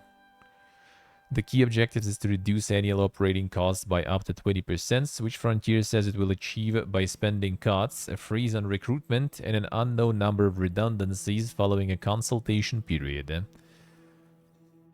The review and any resulting actions are expected to conclude by early 2024, with an update planned to be released alongside Frontier's financial results in January. Company's most recent financial results published in September show revenues dropping 8%. Damn, son. Dead. To 104.6 million pounds for the full year ended May 31st, with an operating loss of 26.6 million pounds compared to an operating profit of 1.5 million a year before. I mean, that's quite the deal, though. And the factors behind decline was ongoing struggles of the Formula One Manager series, with this year's entry delivering lower than expected sales at launch. Also impact from the closure of Foundry, Frontier's publishing operations, following a reassessment of this venture. Existing game portfolio continues to perform in line with expectations and is optimistic about its upcoming release, Warhammer Age of Sigmar Realms of Ruin. I wouldn't be so optimistic about that one, to be honest. Not sure. Will one exclusive to Electronic Arts? No, I think even like the Formula One, the racing game itself, Electronic Arts. I'm actually not sure. It's the manager. It's not the racing game though. Yeah, I'm not sure about this one. Like, the thing is, like, it's probably still not that super pog for, you know, the wide audience. This game. Kinda. I don't think so. Because, you know, strategy still. It's a weird strategy, but still strategy. So it's not gonna be like some super, you know, no cap on stack kind of game. Not gonna be bossing, most likely. And for the actual fans of Warhammer is also apparently, you know, from what I see, not that crazy much of Age of Sigmar enjoyers. And then on top of that, you know, I think a lot of actual Warhammer enjoyers do prefer the old school strategies much. We'll see though. As the Codemasters, EA. Okay, oh yeah, EA bought Codemasters. Yeah, true. Let's see, Secret, alright. Quality randoms there. I mean, I wish it will go well though. The cutscenes and stuff were nice. Like, I would actually like I even can cope with the weird objective based no base building structure of the game. Hey Doom Hamster, hello. But the objective control with AI, with all this like insane like dancing around the objectives. That was not very good. That was not very good, huh? We'll see, I guess.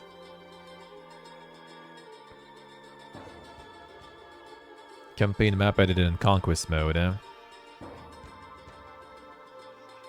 I mean, that's good, yeah. I'm just, like, not sure if it's, like, that great. Like, the thing is, like, even like, replayability of the games like that, I feel, is a little worse. Because, well, multiplayer, maybe. If they manage to push the multiplayer, then maybe. In single player, I think replayability is way worse, though. Because, like, you have campaign, and then that's it. Like, there is no, you know, like, different, like, build orders. Like, you don't build stuff. You just have the same maps. Well, okay, you can make a new map, sure. But, like, you don't really have that much of a, like, creative freedom of creating this map. Because you're still gonna put the objectives you need to capture. You still have, like, your main thing that spawns your units and everything. And that's it. There's no, like, builds. Like, I don't know. Doesn't feel like super replayable one outside a campaign. Campaign seemed like it might be interesting though, even though like the last mission did seem a little way to think with all this like dancing around the what's the name? The objectives. That seemed a little too dank. Tell you that. Tell you that.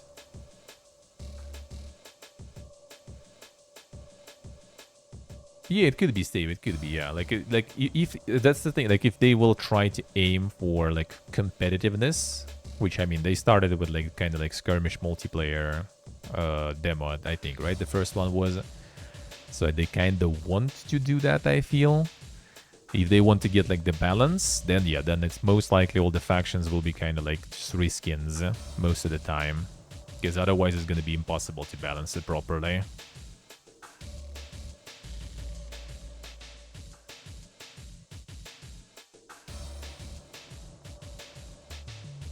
Alright.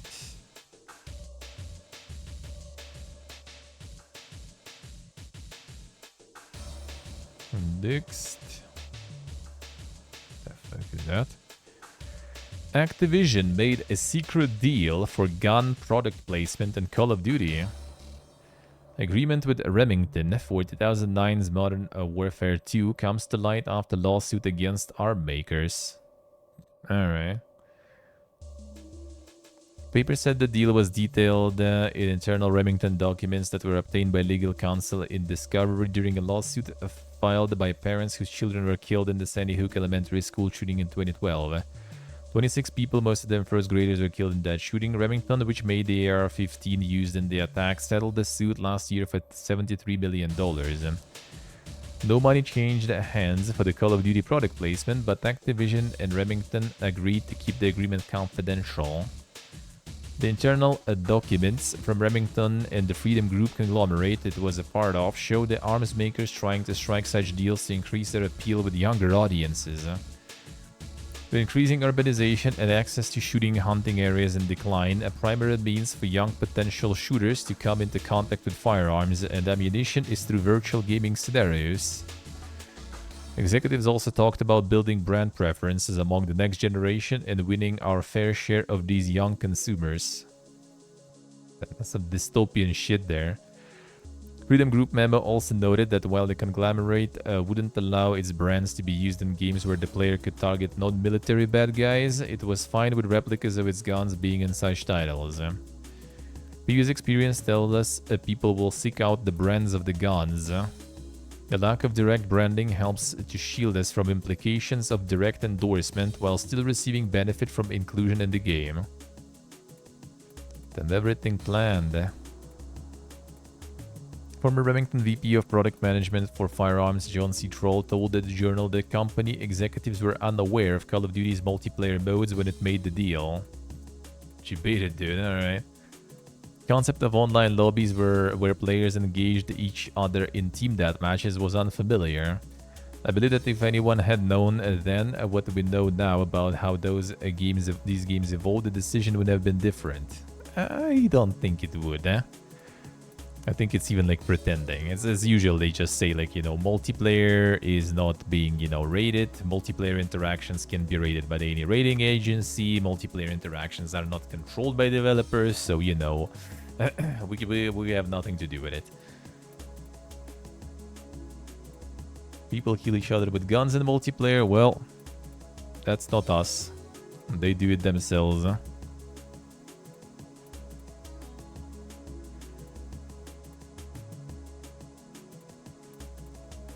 Southeast Asia 6 PC and mobile games market projected to hit $6 billion in 2023. Nico Partners report also says that the group of countries will generate $7.2 billion by 2027.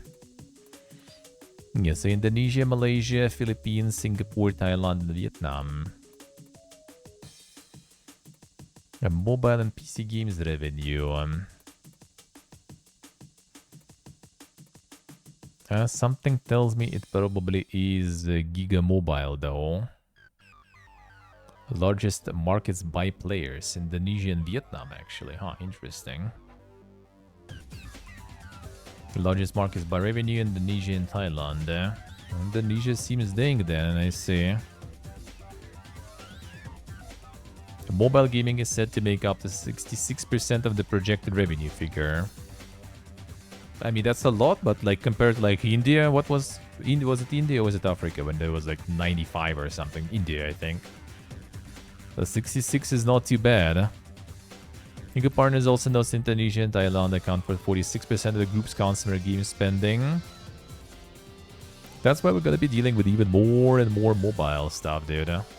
Because all those countries, all those markets that are still not explored, they're all predominantly mobile pretty much. So that is going to be a mobile galore. Hey, Labergot, Dialo. How we doing, man? How's life? Harebrained Schemes and Paradox Interactive to split in 2024. The announcement comes a week after Lamplighters League was projected as Q4 loss. Split comes more than 5 years since Battletech developer was acquired for $7.5 million. Paradox will maintain ownership of the Lamplighters League released this month and other titles developed by HBS. Yeah, 80% of their devs were fired already, yeah. In summer. Already in the summer. HBS will continue to support Lamplighters League until the end of the year as it seeks funding and partnerships as an independent studio. Yeah, they're not... I mean, hopefully they will find something, but the problem is everything they had, everything they did that was successful was licensed.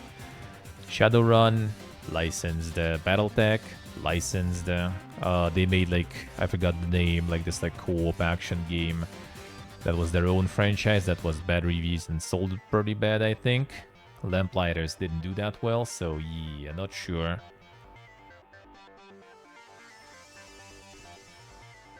Twitch still not paying? Nope, Twitch is still not paying. Well, I mean, technically when I get the tax residency here, they will. I got like the bank account and stuff here already. So as soon as I get the tax residency, but I still will need to open the company and stuff. So I'm kind of not in a rush with that because company is like extra $80 per month. And you know, numbers already not looking that crazy good. So I'm kind of like chilling with it for now. Looking for some options and opportunities. So for now, it's still there on Twitch. Technically, it is there, is waiting. Like I saw it. It's still on pause. It's still there. The number is like growing. It's not anything super crazy, but you know, it's there. That's good. So yeah, but like obviously, currently right now, like donations or something is the best way to get it through. A big payday paying up, yeah. Well, I mean, it's like what? 4K, I think, over 1.5 years, which is, I mean, something. Over 1.5 years, not that impressive, but that's a nice piggy bank there, you know, a little extra there. What is it? Paradox ruined the great dev studio. Yep, like I hope they're gonna get like picked by someone who can provide them with some good franchise to work on or something. Like Shadowrun was amazing. Like Battletech, I also played. I mean, it was good. It's just kind of like didn't really get into it. Shadowrun was really nice though. Shadowrun was great. It'd be nice if they would return to something like that. But yeah, 80% of studio gone. No franchises of their own, no IPs, and they just free sailing. So that kind of sounds, especially considering everyone is now cutting people and everything. And there's like, like everyone is reducing amount of workers, then the only option, I guess, is to get them as the contract, like the outsourced studio or something. That could happen, I guess.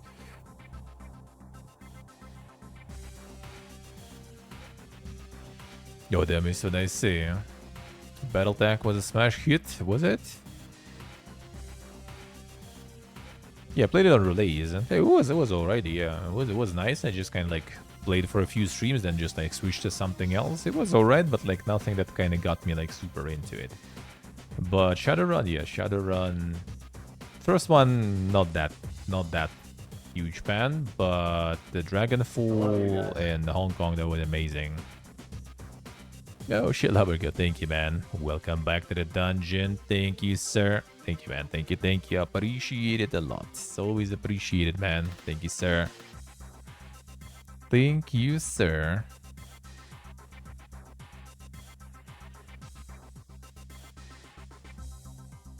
Talented Gifted Studio has the chance to continue and can't wait to see what they will make next. Yeah, I wonder what they will make next. Yeah, Lamplight's league performance led to projected losses of 22.8 million. Well, to be honest, they forked out a bit too much of a budget for what the game is. Because the game didn't look like it cost that much, let's be real.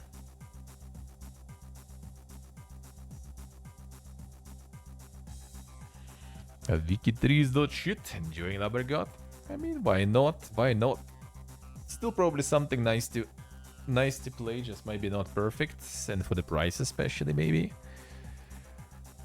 Roblox mandates partial return to office by next summer. Employees not able to return to the office 3 days a week will be offered a severance package. I think, I don't want to give them ideas, but maybe they already got the ideas from here. This might be kind of this like 5-head way for them to do some layoffs without them, you know. It's like, alright, everyone back to office. And a bunch of people instantly just kind of like called it quits, and they're like, well, shit, that's what we wanted anyway. Problem is they don't have any control over who will quit and who's not, so that's a little risky move, but yeah, I feel like that might be the 5-head way for them to do it. So they didn't do any layoff or cuts. Nope, they let themselves, you know, we just want people to return to office and they didn't want to, so that's not the layoff or something. I need a few years of DLC good conversion modes. I see. 10 billion times on PlayStation in a week. Yes, I still actually have no idea what Roblox is. I actually still have no clue what the fuck is that. Honestly.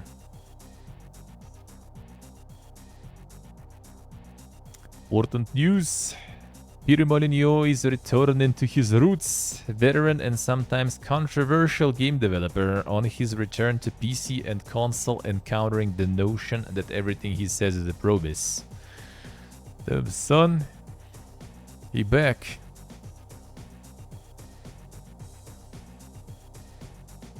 "2023 marks 10 years since Peter Molyneux's social experiment with Curiosity What's Inside the Cube concluded, promising one user a direct role in the strategy game Goddess as the god of gods." Yeah, didn't he also work on some sort of like NFT blockchain thingy there too? In the following years, Eurogamer interview with that player Brian Henderson and a controversial interview with Rock Paper Shotgun prompted a lot of negativity towards Molyneux and compelled him to take more of a backseat, handing over the reins of his Studio 22 cans and resolving not to speak to the press. 2023 also marks Molyneux's tentative return to the spotlight with a handful of interviews earlier this year. Then as a guest on Simon Parkin's My Perfect Console podcast and appearing at last week's EGX 2023 to reflect on Fable 2's 15th anniversary. The narrow window between his arrival in London Excel Center and walking out on stage, Molyneux spoke to game industry biz about what he's been doing in the intervening decade. It's interesting because... oh yeah, Legacy play-to-earn game, I see. 10 years ago, the press used to take up an enormous amount of my time. I would say 3 days of a 5-day week had some sort of press that was going on, and then suddenly, just like that, it stopped. I thought, what am I going to do? What I decided to do was return to being a coder. So I've been working on my code for a long time, and that's a lot more like when I started from. Started as a coder rather than a designer, and I'm absolutely adoring it. I love it, but it does make me a lot more introverted. Previously expressed in Parkin's podcast, Molyneux acknowledges some of the issues with how he communicated about his games to the press in the past, from the infamous Fable acorn, implying that players would be able to plant an acorn in-game and watch it grow into an oak tree, an idea that never came to pass, to the Goddess debacle. My blog is trying to counter the whole notion that everything I say is a promise that's going to be broken. When asked how he would approach these scenarios differently, he says, hindsight, but if I invested all my time in a great time machine, I would go back and I would say in curiosity's sake, that was inside what was inside the cube. That was me being insanely naive. I was thinking that if I just say there's something mysterious inside the cube, then is that going to be more motivating than saying what it is? So that's the first thing. Secondly, I would never have said anything about acorns and oak trees in the Fable world. And thirdly, I would never have gone on Kickstarter. That was absolutely disastrous. Let's see, so alright. From the press on the lack of communication and ultimate disappointment for Brian Henderson, Molyneux says he thinks the commitment towards Henderson was honored. We didn't shout about it in the press, we just honored it, but I think it would have been my get-out-of-jail-free card with curiosity if I would said, right, here's what's in the center and it's up to you to get there. Focusing on his work today, Molyneux and his team of 23 people at 22 cans are currently split between 4 projects. There's a new update for Goddess in the works that will expand the gameplay from a ground level and into the sky. Plus this week's last maintenance update for The Trail. Next month we'll see the launch of the studio's play-to-earn blockchain title Legacy. And beyond that, the team has just begun work on a new game, codename Moat, set in the world of Albion, which also inspired the setting of Molyneux acclaimed Fable series. It's a hell of a lot of work for 23 people he loves. Goddess continues to perform well on mobile. If you're surprised Goddess is still around following the controversy over its deity, you're not alone. Press coverage around the mobile title has been minimal, but Molyneux says that the game has been performing really well. Really proud that for the last 5 months it's been featured by Apple, so it's going really well on iOS and really well on Android. And that's all credit to the team. Game director Jody Sherry, who's heading up that team, has been doing a fantastic job of just listening to the community and giving them what they want, and slowly and organically is growing. Should we love or God could be? Remarkable thing about Goddess is we've never done any advertising for it. It's just all viral word of mouth and featuring on Apple, which is fantastic. Well, featuring probably brings like 99% of that. The thing is, these days, as you know, you never finish a game. You just release these kind of updates that are going on. So what Goddess is now compared to when it was launched is very, very different. 6K is 6K, true. Played it on mobile when it was released like a century ago, I see. That's a stark contrast compared to the games Molyneux worked on before moving to mobile. From the beginning of his career right through his work at Xbox's Lionhead Studios, the long-running developer was more accustomed to games that are largely finished and released, perhaps with some day one patching. During his Fable 2 on-stage retrospective at EGX, he mentioned how much of Fable 3's shortcomings came down to having a development window of just 18 months and needing to ship the game on time. So how does working on live service games where new features can be added years after launch compare? To be absolutely honest, I find it intensely aggravating. When we used to finish games of the past, you used to send the gold disc off and that was it, a big relief. And you used to go away on holiday or celebrate in the local Greasy Spoon Cafe. You don't have that anymore. It's one of the key reasons why Molyneux and 22can team is now working on Moat, which is targeting PC and consoles with no plans for a mobile version. Molyneux doesn't share any details about the game beyond the setting, but suggests he is looking forward to working on something that has a defined beginning, middle, and end. That's the problem with ongoing development, especially around mobile. There is no end, and there is no story. You might have a little story arc, but there is no end. And that's one of the refreshing things about working on PC and console, because you can say, right, we want to entertain someone for 30, 40, 50 hours, however long it is, and that's it. Well, you're kinda late with that. Nowadays on PC there is also no end. Would be forgiven for thinking Molyneux would have embraced live service development, since it offers more leeway to revisit features and ideas that might be cut due to time or resource constraints. Surely acorns that grow into oak trees could be patched into live service Fable, for example.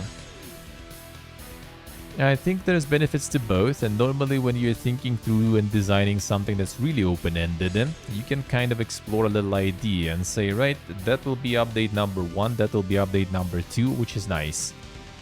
But I don't think for me it outweighs the real kind of passion to tell this big story that has a poignant beginning, a memorable middle, and a really memorable end. I'd rather sacrifice the freedom of putting features in and throwing them out for that. Because the problem with live update stuff, if you're never sure where your audience is, you're not sure whether if someone downloads an update they're at the starting point of the game or the ending point. You get a very fragmented audience, but it's nice that 22Cans is doing both now.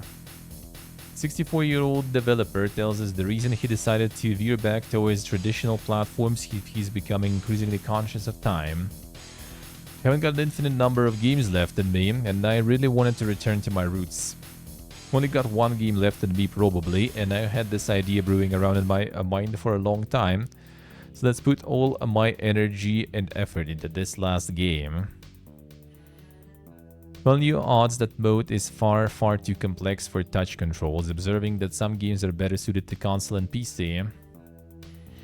Trouble with mobile devices, the play sessions that people have are so short and fleeting they don't get fully immersed. If you want to tell a poignant story or have a game mechanic that people have never experienced before, quite a long experience to teach them that. If you just look at my phone, I've got 20 games that I can play, and if I don't want to play one anymore, I just move to the next one. Great thing about PC and console is that someone's invested in buying the product. Someone invested into buying, and that's probably the main thing for him.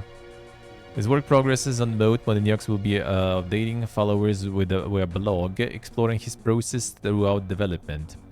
The aim is to make this a more comprehensive but also more cautious approach to communicating his plans. Before, I would sit with you and say I'm working on a new game, it's called Mode, it's blah blah blah, and it would be like 3 or 4 sentences to try and get you excited. I think that is irresponsible in today's world. Today, every sentence, every word is analyzed and broken down, and people say, well, the game must be this and the game must be that. But the journey of an idea from the first moment of thinking, or wouldn't it be cool to do a game about something, to actually getting the game into production is very long and involved journey. Used to love exploring ideas with people before a game was finished, and that was my kind of trademark, but it got me into a lot of trouble. The blog, I really want to explain that these things aren't just, you don't shoot from the hip, you know. The long considered and, you know, dare I say, quite interesting journeys that you have to go on. Really trying to counter the whole notion that everything I say is a promise and that's going to be broken. I like how it's like, it mentioned his play to earn game, but like nothing else about it. Guess we'll see. Guess we'll see where that will get him there. A play to earn, man.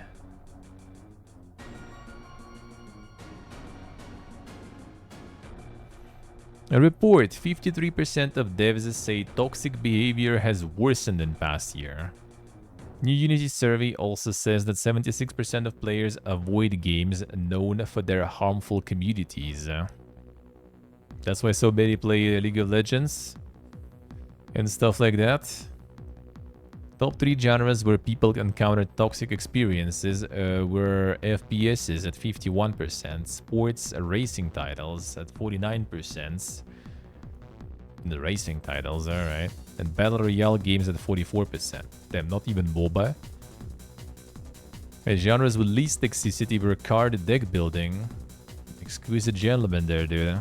Puzzle games and adventure platformers. Well, I mean, how you can be like adventure platformers online? There's just not that many, I guess. 30% of players encountered harmful behavior online. Report says that almost all consumers surveyed have changed their behavior to the toxic players, for example, by reporting offenses or going out of their way to avoid games where they are a problem. Mario World, yeah.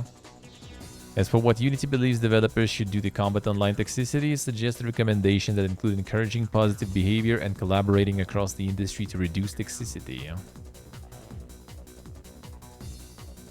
Well, I mean, not false. Included disruptive play, harassment, extremism, cheating, inappropriate content, and other behavior. Well, I mean, you clearly don't want to play something with a bunch of cheaters. We saw that in reviews today earlier also. Obviously.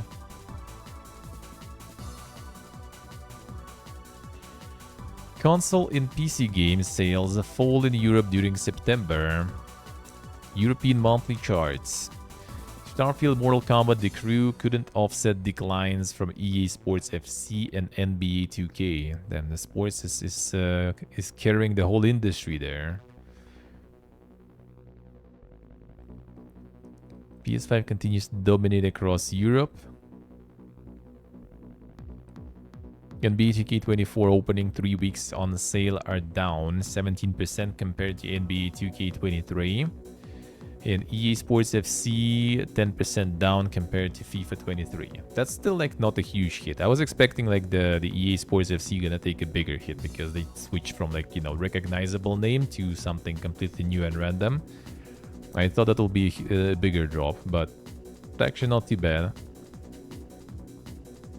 If you compare EA Sports FC 24 launch with FIFA 22, sales are actually only down 3.7%. Yeah, EA anticipated some initial decline as a result of the name change. Yeah, that's actually impressive, dude. That is actually impressive.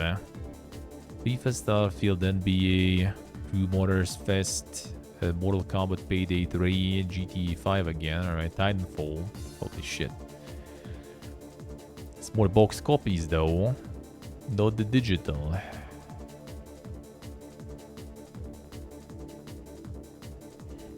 Starfield helps to boost US games revenue by 10% in September.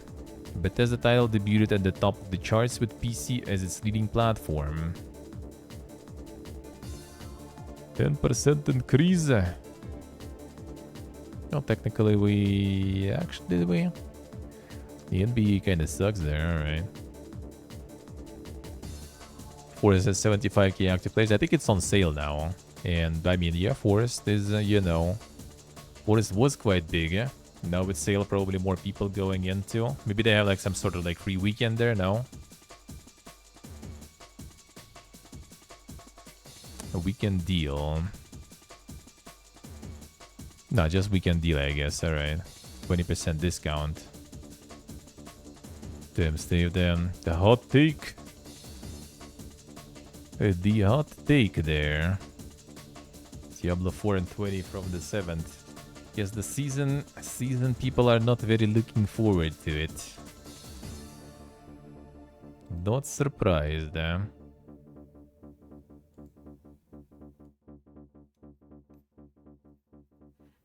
Not even that hot, I guess.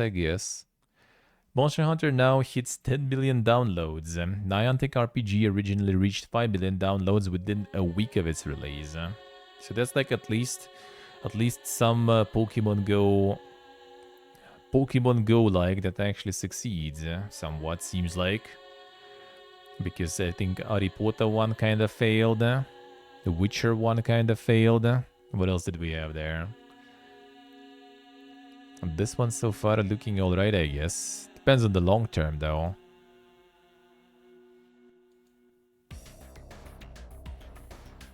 Phil Spencer says Call of Duty exclusivity deals are done. Executive said that we have no goal of somehow trying to use Call of Duty to get you buy an Xbox console. Feels good, man.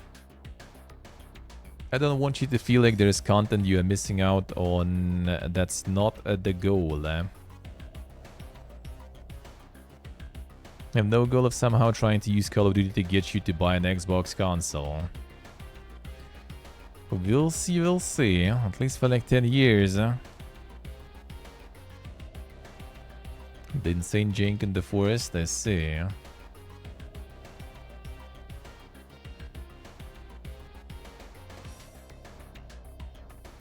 Xbox, PlayStation, and Nintendo console sales jumped 44% in September. 3.5 million video games sold across UK last month, slight rise of nearly 1% over the year. The best-selling game by a country mile was EA Sports FC 24. The glorious FIFA, man. Console hardware continues to deliver. Strong sales of all consoles, particularly the Xbox Series S and X. Interesting.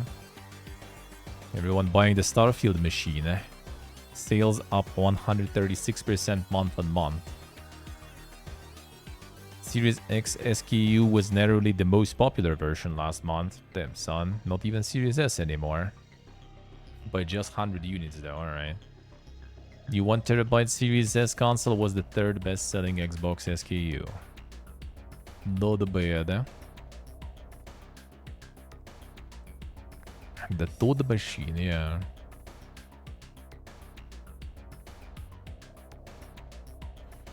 Develer. Got him. Got him. GameSquare acquires FaZe Clan. A year after going public with $725 million valuation, Esports Group sells for just $18.5 million in an all-stock purchase. So they didn't even get any cash, dude. They got paid by the papers. Kirk. How much was like the Snoop Dogg when he got into this shit? Like his share was like, I don't remember how much was it. Like 5 mil or something, like few million I think. And when he was getting out, his stock was like 25,000 or something. Kirk. The deal represents a premium of about 17% over FaZe Holdings' closing share price yesterday. Damn, they even got getting overpaid for this. Insane.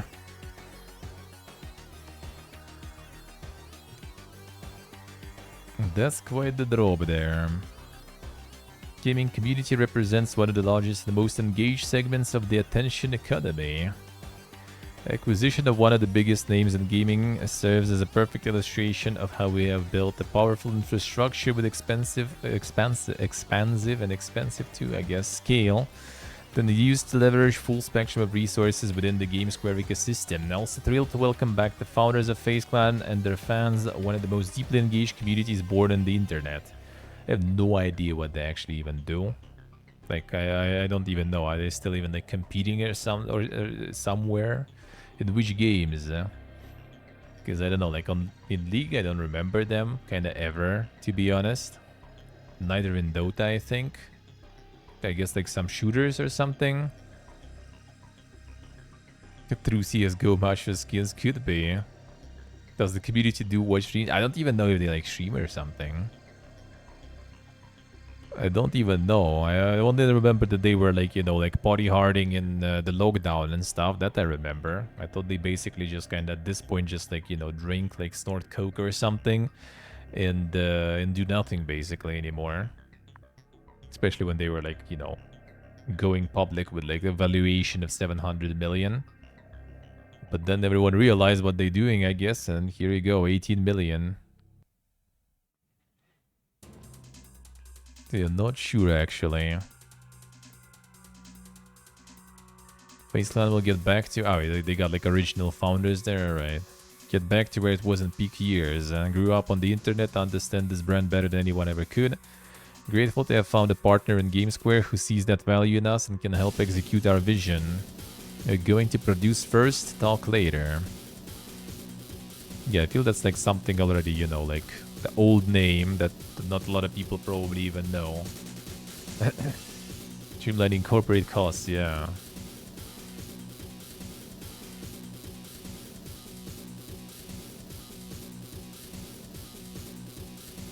Just Stop Oil disrupt Taken 7 tournament at EGX 2023. Oh yeah, I saw that stuff. Prolific British activist Just Stop Oil stormed the stage and covered the equipment in trademark orange paint. What do you even like want being Just Stop Oil? Like, what we gonna do then? What's the plan, dude? What we're doing instead of oil? Oh, they also just like got on stage as usual and started doing shit. No problems. Alright, we stopped the... Like, you have some shit paint though, you don't even see it to be honest. Oh yeah, what we gonna do with no oil then right now currently? Clone Fiesta, man. Let's see, actually, I see. I mean, I understand the activism and stuff, but like, what then? What are you trying to do? Sure, that would be a beautiful world probably, but how we do it? Yeah, just stop forehead, dude. That's pretty much, I guess, how it is. A next Halo game in development, reports claim.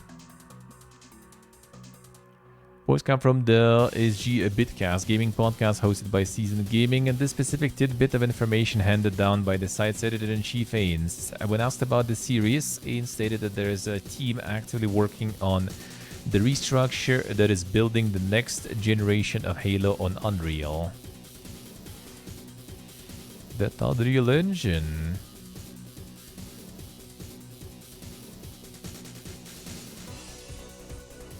Halo Infinite keeps getting updated. Yeah, got actually like a new season or something with some people joining, so I guess.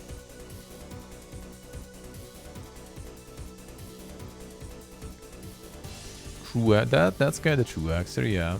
That is... Netflix wants the GTA franchise on its platform.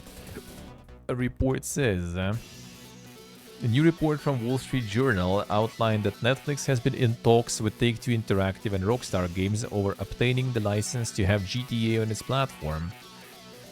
According to Wall Street Journal and its sources, Netflix has discussed plans to release a game within the popular action-adventure series Grand Theft Auto from Take-Two Interactive Software through a licensing deal.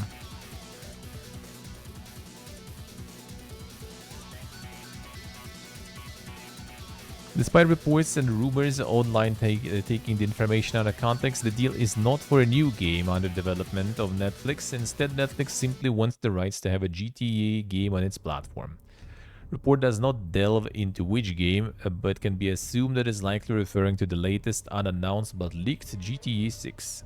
Though GTA 6 yet to be announced, Take-Two Interactive reported that the company expects significant revenue increases in its next fiscal year. Take-Two is expecting an increase of $2.5 billion, which has led the majority of the community to believe that GTA 6 reveal is on its way.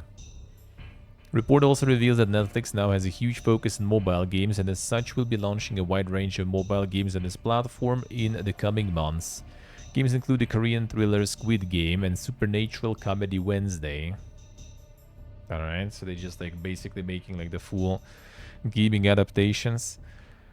The report outlines. In addition, report also cites its sources and says that Netflix is discussing games based on Extraction, its Sherlock Holmes series, and its Black Mirror series. That's where the body is, man. I'll just get the licensed games for them on mobile. Done. More amazing crossovers there. Post Malone is coming to Apex Legends. Another one. Yeah, the Call of Duty with Snoop Dogg and Nicki Minaj. Now Apex Legends is getting Post Malone. Alright. Insane.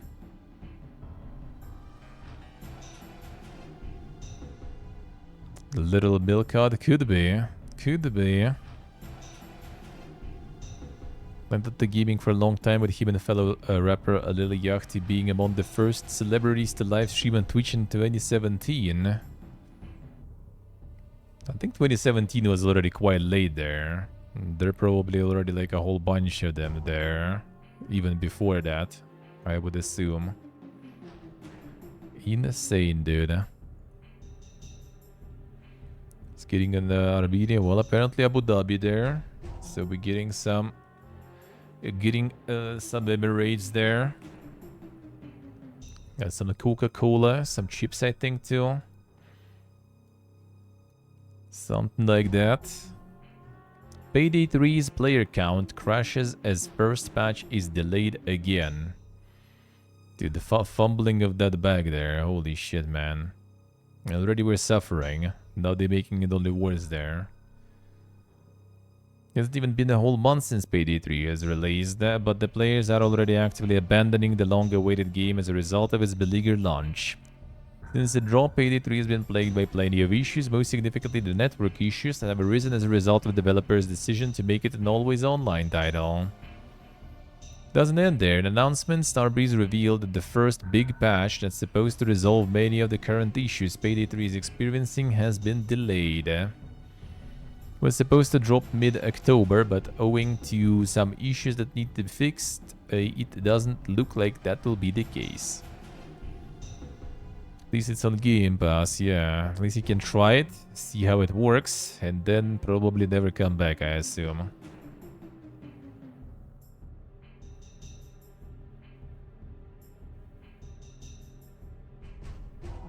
Let's see.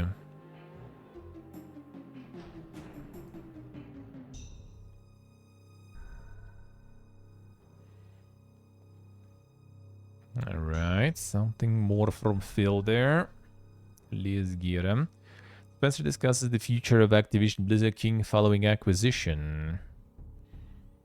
Acquisition definitely long term, so the fact that we are not hitting day one with a bunch of games dropping into Game Pass is a little bit of a downer, but I'm very excited about the future. Exclusive content on Xbox, just read about it. No. Could we see old IPs come back in the future? I want to make sure that when we are going back and visiting something, that we do it with our complete ability, a motivated team that wants to go work on something and make a difference. Not just create something for financial gain or create something for a PR announcement and not deliver on the product. You want so you can. I mean, kinda true. Alright, that's pretty much it there. Alright. So no exact info to the old franchises to return there, I guess.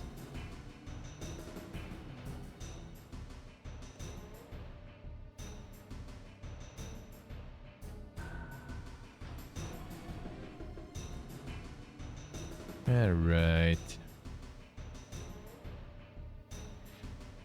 Call of Duty fans are annoyed that the jump scares are scaring them. Call of Duty fans, it's an intense time. Hunting just kicked off in-game for yet another year, and gamers the world over are being scared out of their skin by violent images that threaten to leap clean out of their screens, taking them by surprise and making them wee a little bit. However, not everyone is happy with the addition of the jump scares, despite this being a Halloween-themed event. They're reportedly louder and more invasive than they have been before, and bizarrely, there is no option to turn them off in-game, so it's a case or it's like or lump it. Yeah, I saw some clips of that shit. This one, I guess, yeah.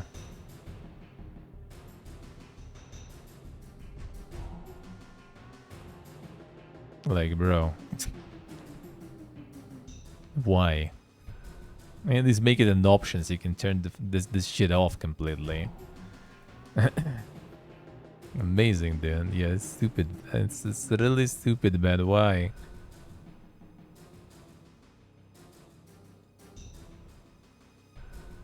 PS5 Slim release date revealed. According to serial data miner and leaker Billy Coon, a PS5 Slim is set to release November 10th, 2023. That's soon already. According to our own sources, the date is accurate, with Sony already having an estimated 4.5 million units of the new console ready to sell. Well, I mean, it kind of makes sense to make it for the holidays, but like no announcement still though. Understood that Sony's previous estimation of 18 million units for the new PlayStation 5 in fiscal year 23 this year has been reduced to 14 million units. The drop seems significant. Our past reporting was based on Sony's expectation to release the console in September, but several delays have caused adjustments to their numbers. Oh, I see. So they're even delaying it, I guess. Alright. So soon, new PlayStation. If someone wanted to get one, you can wait a bit and get the dang shit.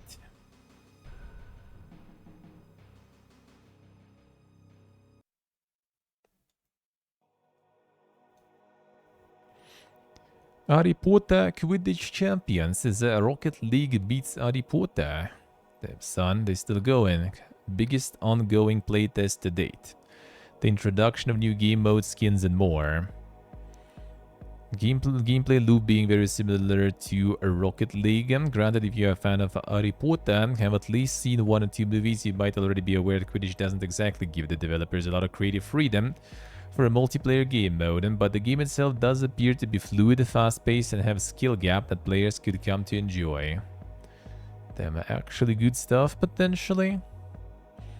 Again, gameplay itself does seem rather fun. The multiplayer offering is what you'd come to expect in this day and age from a free-to-play title, although it's not been confirmed if the game is paid or not. Skins, emotes, battle pass, and more are all present. Classic. Playable characters including the likes of Harry Potter, Draco Malfoy, Ron Weasley, and more. I didn't get the beta still. Shake it by Sabage. What is this? Not getting stave in. Feels bad, man. Nintendo Switch 2 will have array reconstruction, it's claimed. Alright. That inclusion would suggest that the system will support DLSS 3.5 and possibly future versions. Well, on Switch at least I can understand the need and the usage of a DLSS. Fine, that I can understand at least. Array reconstruction is a new option for developers to improve image quality for their ray trace titles and is offered as part of DLSS 3.5. New AI model that creates higher quality ray traced images of intensive ray trace games and apps. As far as other features, the Hate says Switch 2 won't include frame generation as part of its custom feature set. This ensures that this is going to be a viable platform that's not going to be outdated come, 2026. We'll see about that, I guess. We'll see about that. The PlayStation 1 skins, yeah, that'll be quite something. That'll be quite something.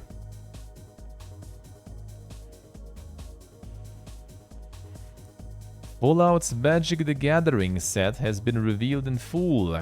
Damn, son. Another crossover that we were waiting for. Full-fledged Fallout collection for Magic the Gathering has been revealed. One of the universe's Beyond sets, made up of 4 separate commander decks headed up by a unique legendary character from the franchise.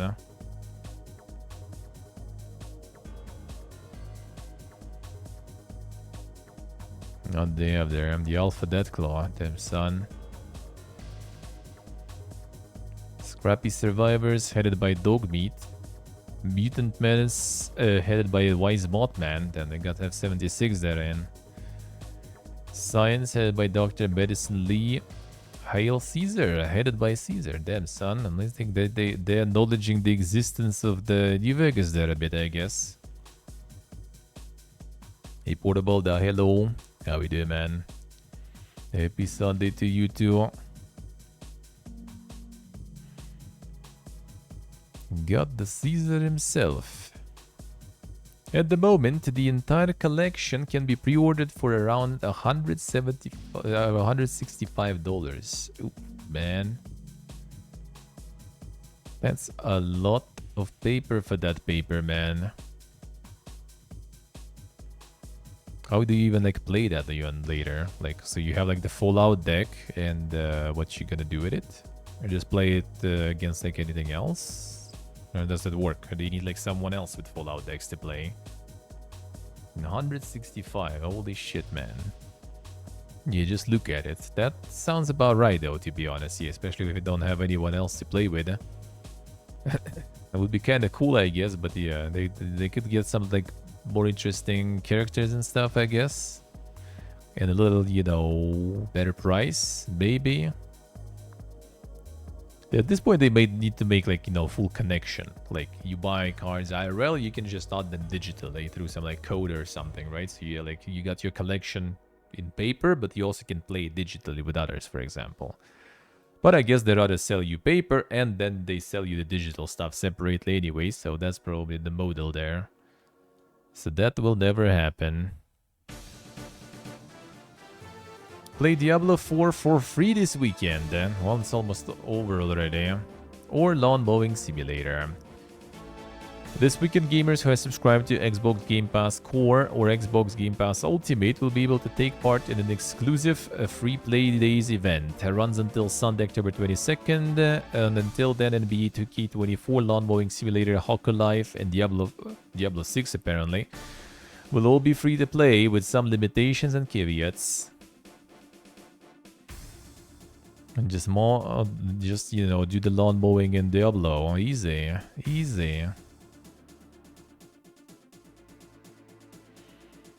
True next gen, yeah, exactly. True. So yeah, you can get yourself some Diabloing for, you know, half a day more probably considering time zones.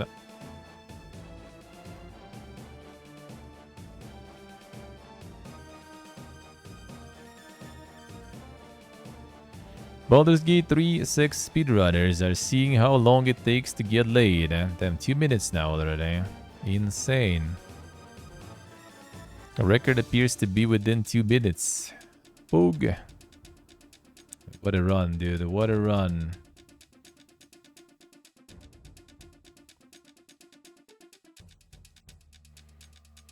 Nintendo are more focused on games than hardware features, Bowser says. Success in Nintendo Switch is coming, everyone knows that, and while many are focused on what the next Nintendo console will offer, Nintendo doesn't seem to be a company that places that above its games. About the more Zelda and Mario, dude. Company more focused on the experiences and games with their consoles than a hardware inside. We said on Nintendo, what's most important to us is not so much what's inside the machine or the device, but what happens on the screen when you put your hands on the controllers and you start engaging in the gameplay experience. Does it draw you in? Is it immersive? To that point, you can use a variety of different art styles, some with higher fidelity, some with perhaps different, more cartoonish type style. Felt rather that the different art styles of games on Nintendo Switch seem to have helped make the console stand out against those with more powerful hardware. Do you think that's what separates us quite a bit, outside of the obvious visual differentiation with the Nintendo Switch's form factor, and helped us to lengthen that longevity?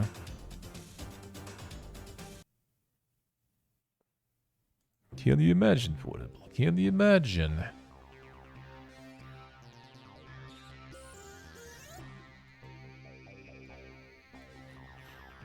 Phil Spencer, no way to plot the future without mobile games, and that's what we kinda already saw before too. Spoke considerable amount about the concept and increasing success of mobile gaming, stressing that you are going to have to find a way to be relevant on the largest platform, which is mobile. Revisited the idea that Microsoft had opted to purchase Activision Blizzard to gain a stronger presence in the mobile gaming market. In his own words, there is no way to plot the future without being on the platform that most of the planet plays on. That's not false. Mobile equals money. True. So, most popular mobile games and their player download counts. Candy Crush Saga 500 million, Call of Duty Mobile 500 million, Among Us 485 million, Sonic Dash 350 million, Helix Jump 334 million, PUBG Mobile 300 million. Damn, Candy Crush Saga, dude. Doesn't mean I want to turn all of our franchises into mobile franchises. It doesn't mean everything is going to go free to play. I think distribution and business model diversity that we have is a strength of the platform. We've got to be relevant on mobile. There is no way to plot the future without being on the platform that most of the planet plays on. That's the sad future, man. I guess. Baldur's Gate 3 Xbox release planned for 2023, Larian says again. Thanks to the recent outburst on Twitter by Larian's director of publishing, Michael Dose, it has been stressed once again that the Xbox release of Baldur's Gate 3 is planned to take place before the end of the year. To be the outburst, seems that all the drama surrounding the disparity between platforms for Baldur's Gate 3 is getting to some of Larian Studios team members. It became apparent that DAOs wasn't enjoying the influx of users doubting the team's expected release date for Xbox version Baldur's Gate when he lashed out a little on Twitter. Damn, son. Kinda hard to buy Baldur's Gate 3 when it's not an Xbox, am I right? Before the end of the year is a plan. This has been said a few times, but dudes with 33k Twitter followers keep talking shit for likes. Damn, son. Lashing out indeed.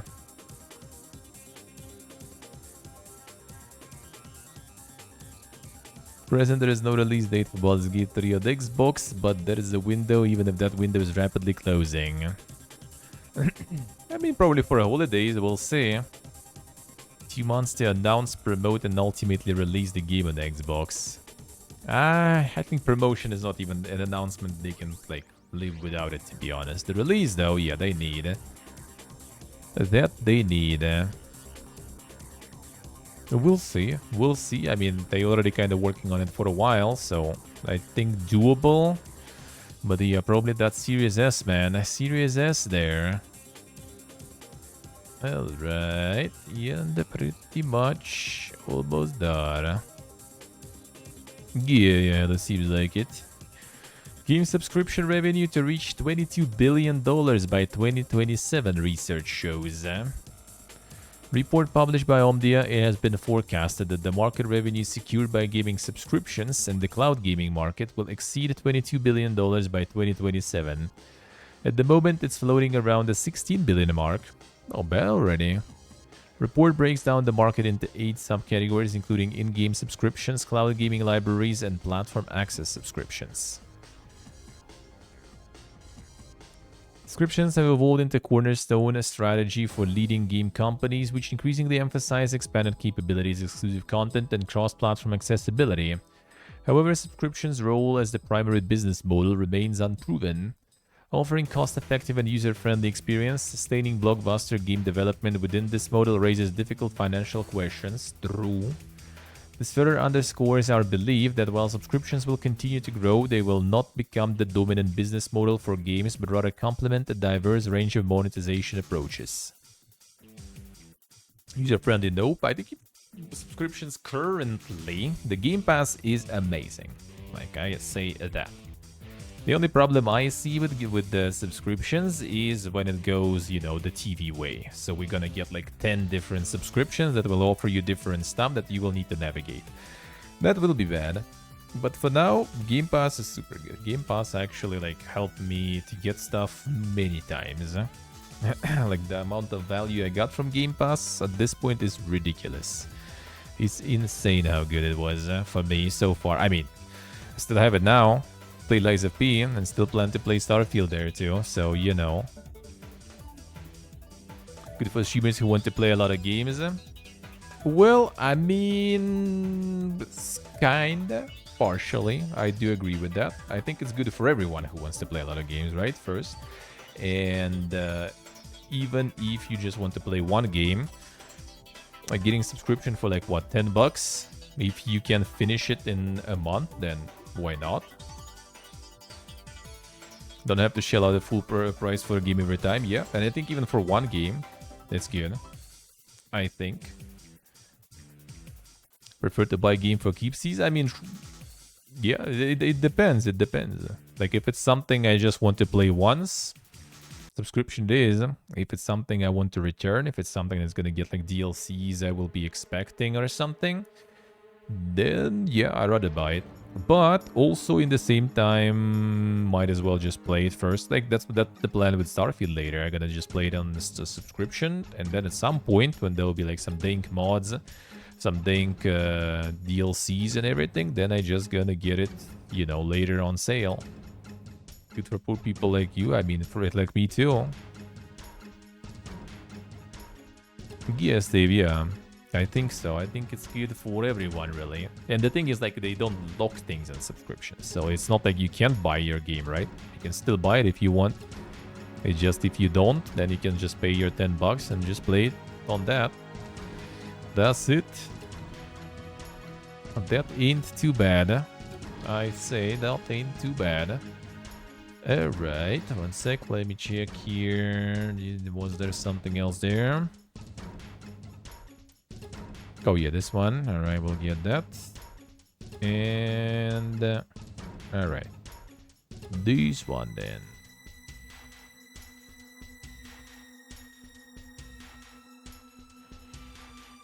Bethesda reportedly wants to give Redfall a redemption arc. There it is, man. That's an interesting layout here on this website there. Some dank layouts they have there. Go this way, I guess. Arcade into the mines there, yeah. Rumors has it that the devs want to stick with the vampiric shooter for years ahead.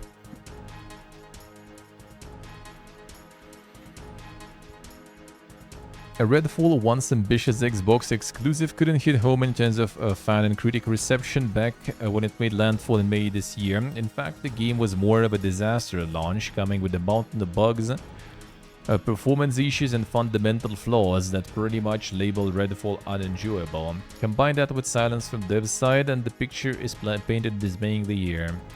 That said, after a wait of 4 months, where neither Bethesda nor Arcane pushed out an official update to reassure Redfall players that they are working on bettering the FPS, 60 FPS performance mode finally came out. Sadly, the latter still didn't do much for the game's concurrent player count on Steam, considering how the latest update was supposed to entice more than its current count of 10 players. That's already good though, it was less I think. However, new rumors seems to be tipping the scales in favor of Arcane's vampiric shooter, iterating that the devs don't plan on giving up on the project just yet. Speaking to Digital Foundry's John Lindemann in his podcast, Jez Corden, a known industry insider, claimed that Bethesda is planning a redemption arc for Redfall. Alright, I see, video, whatever.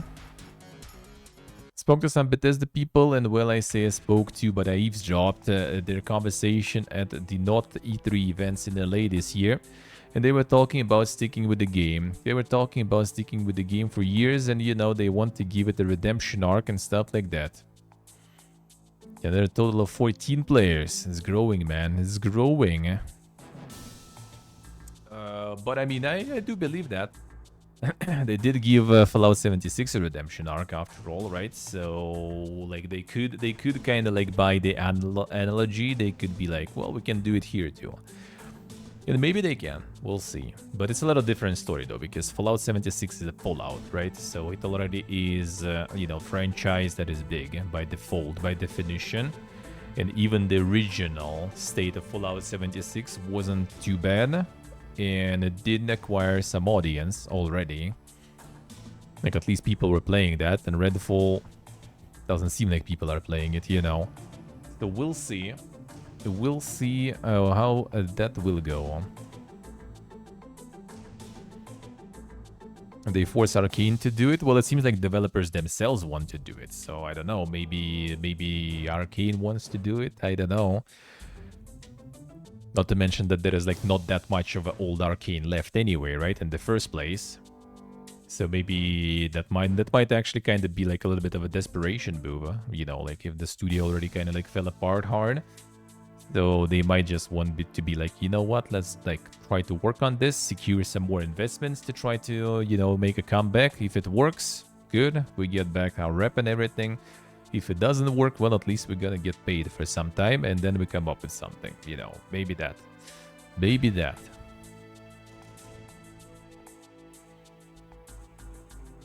Yeah, but that is, yeah, Pete Hines said that we had before, that we read before already, yeah. Yeah, good game, because we know it first-party studio, Game Pass lives forever. So yeah, they're gonna keep working on that. We'll see, we'll see. They did redemption arc with 76 after all, so I wouldn't be surprised they want to keep going. But it will be harder than with 76 for sure. Some of them went in the studio that made Weird West. Quite a lot of them. Actually, I think head of the studios and stuff went there. And they made Weird West. And working on something else now. True, Steve, true, yeah. Well, 76 even like appeared as like the fun project because people were like developers messing around with making like some sort of like multiplayer with Fallout 4, and when it kind of worked, they decided to try to, you know, to make something out of it. So it was kind of like maybe little, but it was like a little bit of a passion project there, I guess. Not just, you know, yo guys, we need to make a live service. Well, it probably in the end ended up also like, oh, you guys have this going, how about